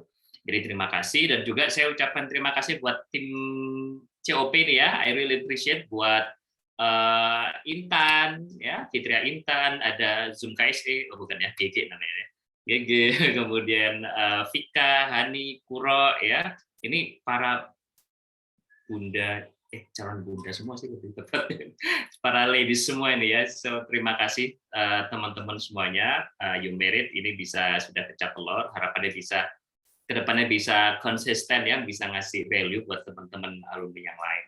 Dan feedback ya, kalau boleh saya dalam tanda kutip boleh memaksa untuk mengisi feedbacknya, karena ini penting, karena kita pengen kita tuh bikin sesi parenting itu bukan kebutuhan kita terutama ya, tapi kebutuhan kalian nih mau apa gitu. Jadi kita nggak bisa kayak cenayang raba-raba, oh kayaknya nih Mbak Wulan nih pengen ini deh, oh kayaknya Deti ini, ibu dosen ini mau ini deh, kita nggak bisa gitu ya. Jadi butuh feedback dari teman-teman semuanya, harapannya nanti next event insya Allah mungkin tahun depan gitu ya, kita ada agenda lagi yang memang ini kebutuhan teman-teman semuanya gitu ya, sebagai orang tua maupun mempersiapkan sebagai orang tua. Sekali lagi itu aja Rati dan Mbak Vika dan teman-teman semuanya, sekali lagi terima kasih banyak ya menyempatkan waktu di hari Minggu malam, mungkin sudah dicoel-coel sama suaminya atau istrinya.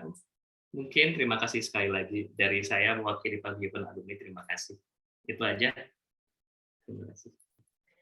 Terima kasih Mas Randy. Iya, teman-teman, Mas dan Mbak semuanya, terima kasih banyak untuk kegiatan malam ini, setiap pertanyaannya, terutama tentu Mbak Vika dan juga teman-teman COP. Aku to be honest belajar banget malam hari ini dan dapat reminder dan segala macamnya.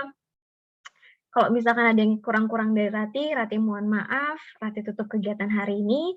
Wassalamualaikum warahmatullahi wabarakatuh. Selamat malam. Waalaikumsalam Terima warahmatullahi kasih semuanya. Thank you banget, Terima Vi. kasih Makasih, ya, Mbak Rati. sama-sama. Thank you semua. Terima kasih ya. Terima kasih. Thank you.